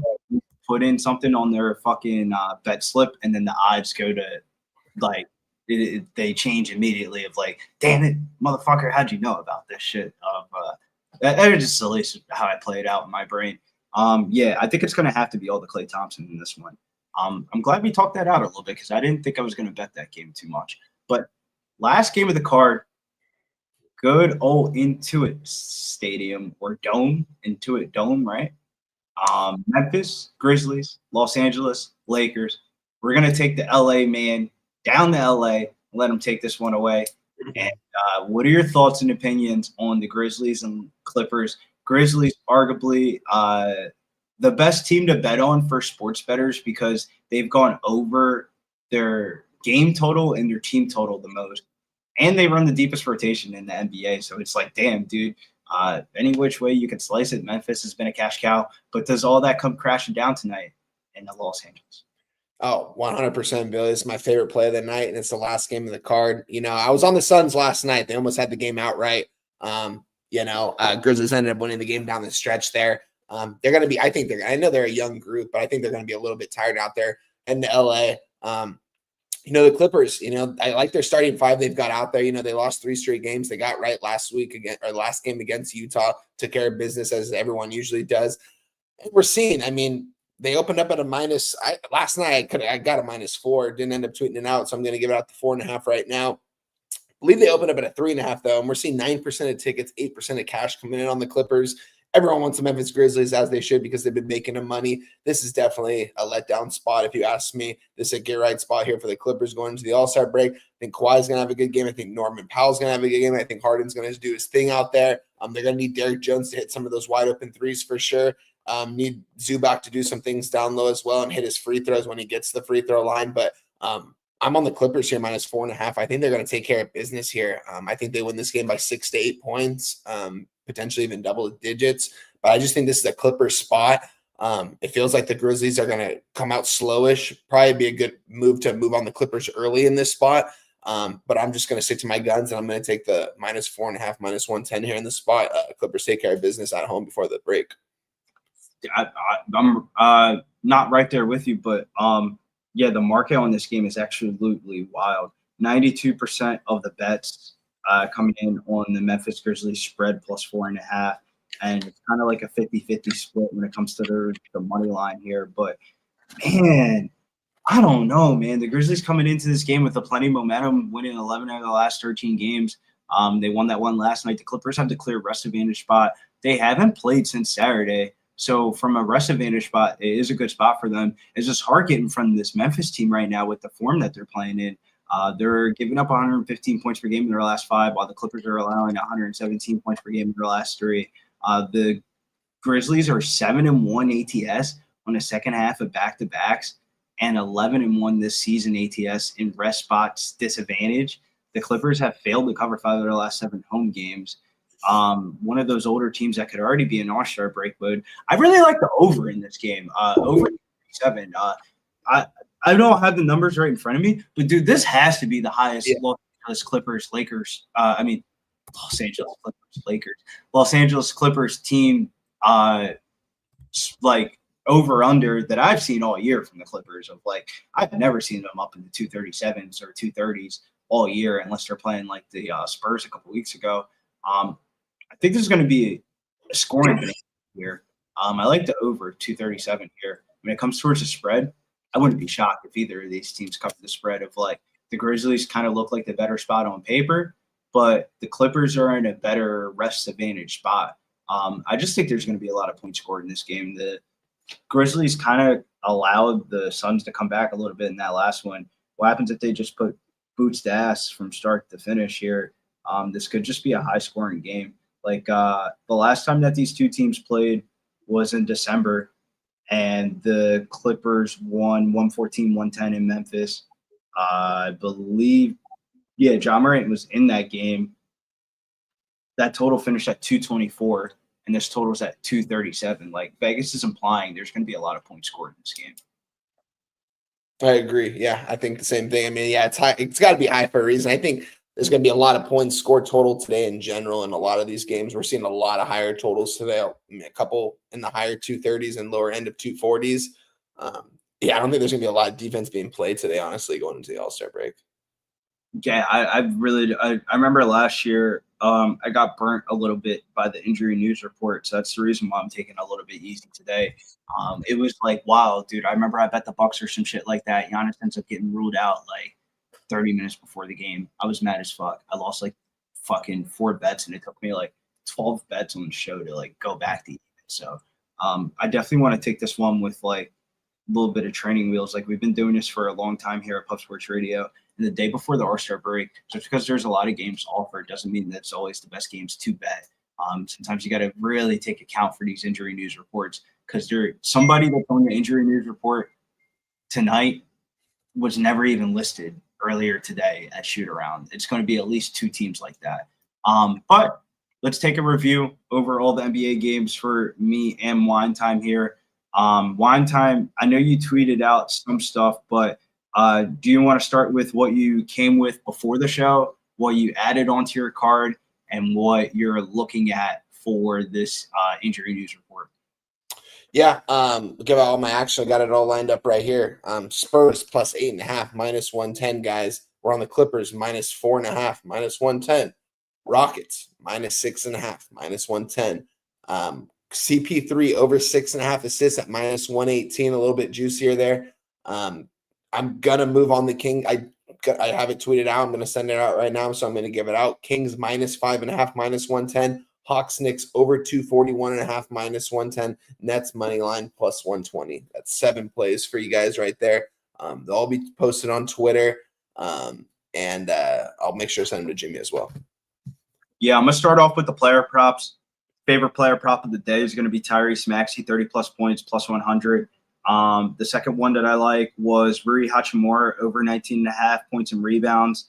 And then the third one is going to be Steph Curry, 3+ three-pointers, and Klay Thompson, 3+ three-pointers, minus 119. I guess that's considered a same-game parlay. Team totals that stuck out to me: Minnesota team total over 114.5. LA Lakers team total 119.5. Portland Blazers, Trailblazers over 109.5, minus 126. I'm only going to take one of those 3 team totals. I got to figure out which one of those 3 I want to take. But I think the best bet of the card today is Atlanta, New York, over 242.5. Memphis Clippers over 237. I think both of those games go over. We're waiting on the Zion questionable news to see what we're going to do with the 239.5 total on Sacramento or New Orleans. That's like with contingency of that injury news report. And I think I got to look into this Raptors game a little bit more, because the chat was kind of like, I know the chat's selling me a little bit on the Raptors, but I really like their team total under 110.5. Like, I don't think they crack 100 points, but who knows, man? Maybe you shouldn't be betting on those type of spots in today's card. So I got to make sure I look at this, because Luka Doncic now listed probable. Devin Booker is out.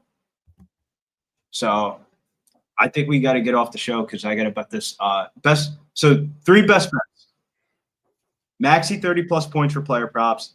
Houston Rockets first half. That number is about to be gone after Devin Booker just got ruled out like 30 seconds ago. And Atlanta, New York over 242.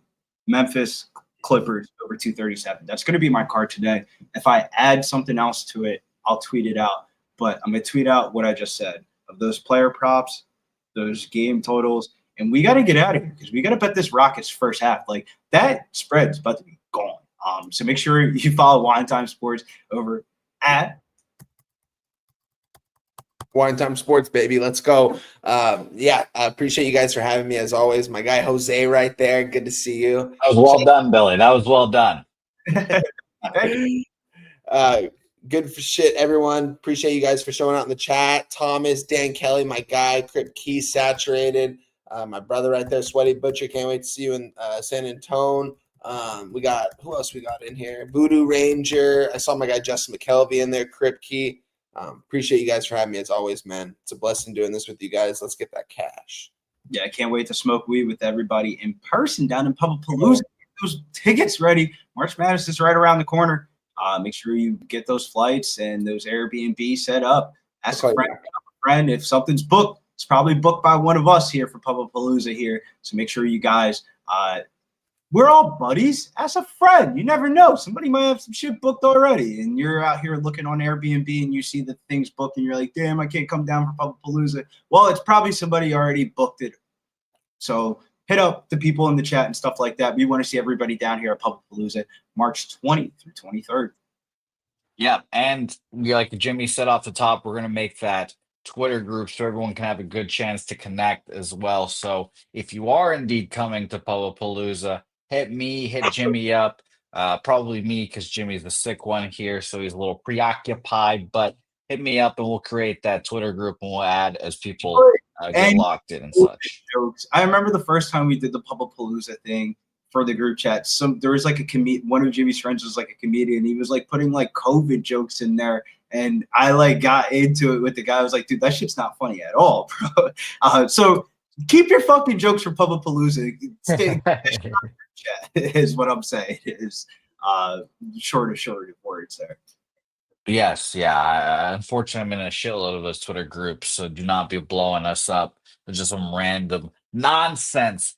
But yeah, Sweaty Butcher, I got you. No problem. I will write you down as the person to be in there. I'm actually writing down my baseball notes. It should be a fun day of capping. So Billy, Wine, you both did amazing. Thank you very much. I had no interest in capping the NBA. So thank you guys very much for doing the goddamn thing here. Shout out to you guys in the chat. As always, Dan, AOD, Kripke in here as well. Sweaty Butcher, Saturated. All you guys, we saw Remos, Thomas Mazzioni in here as well. Everyone in here. Goron making a donation as well. Normal show here tomorrow as well. Jimmy the Bag back. Horse races tomorrow. So it'll be a lot of fun. Till then, go get some goddamn money, gentlemen. Legit. Los bookmakers. Let's go.